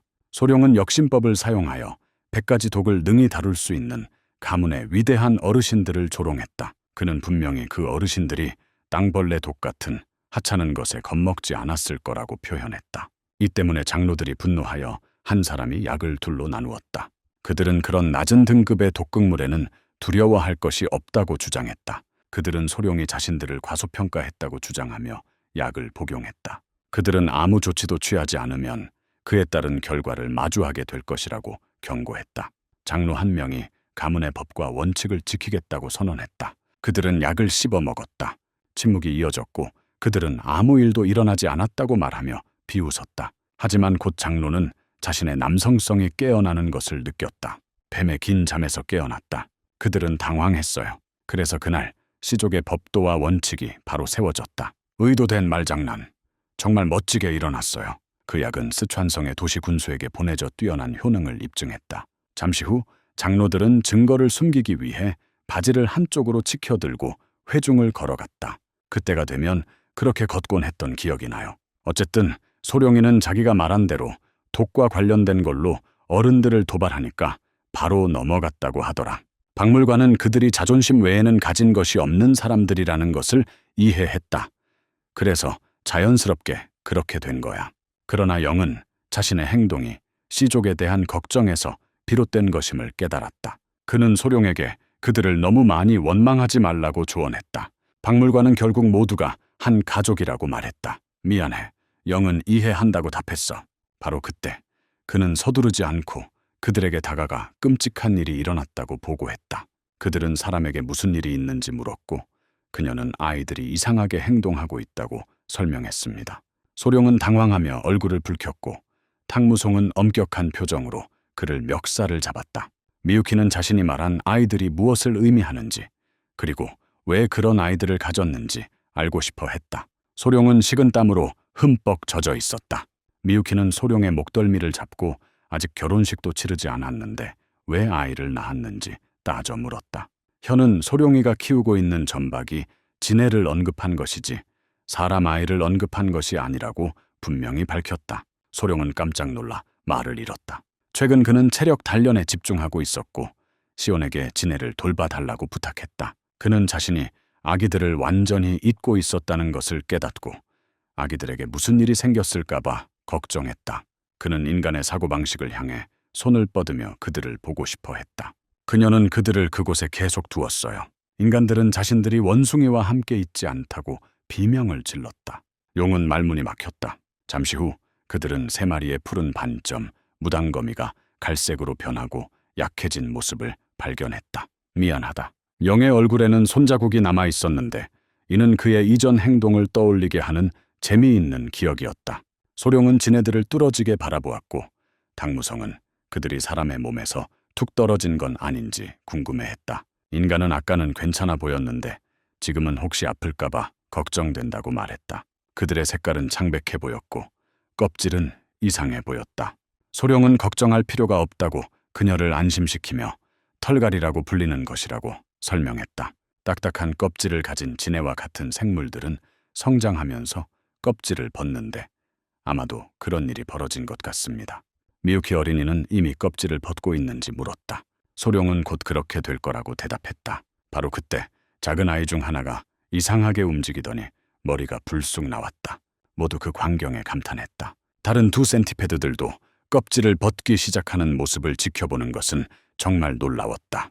그들은 마침내 낡은 껍질을 벗고 완전히 모습을 드러냈다. 엄청나게, 눈에 띄지 않게, 이전보다 거의 2배나 커 보였다. 그녀는 어린아이들에게 이름이 있는지 물었다.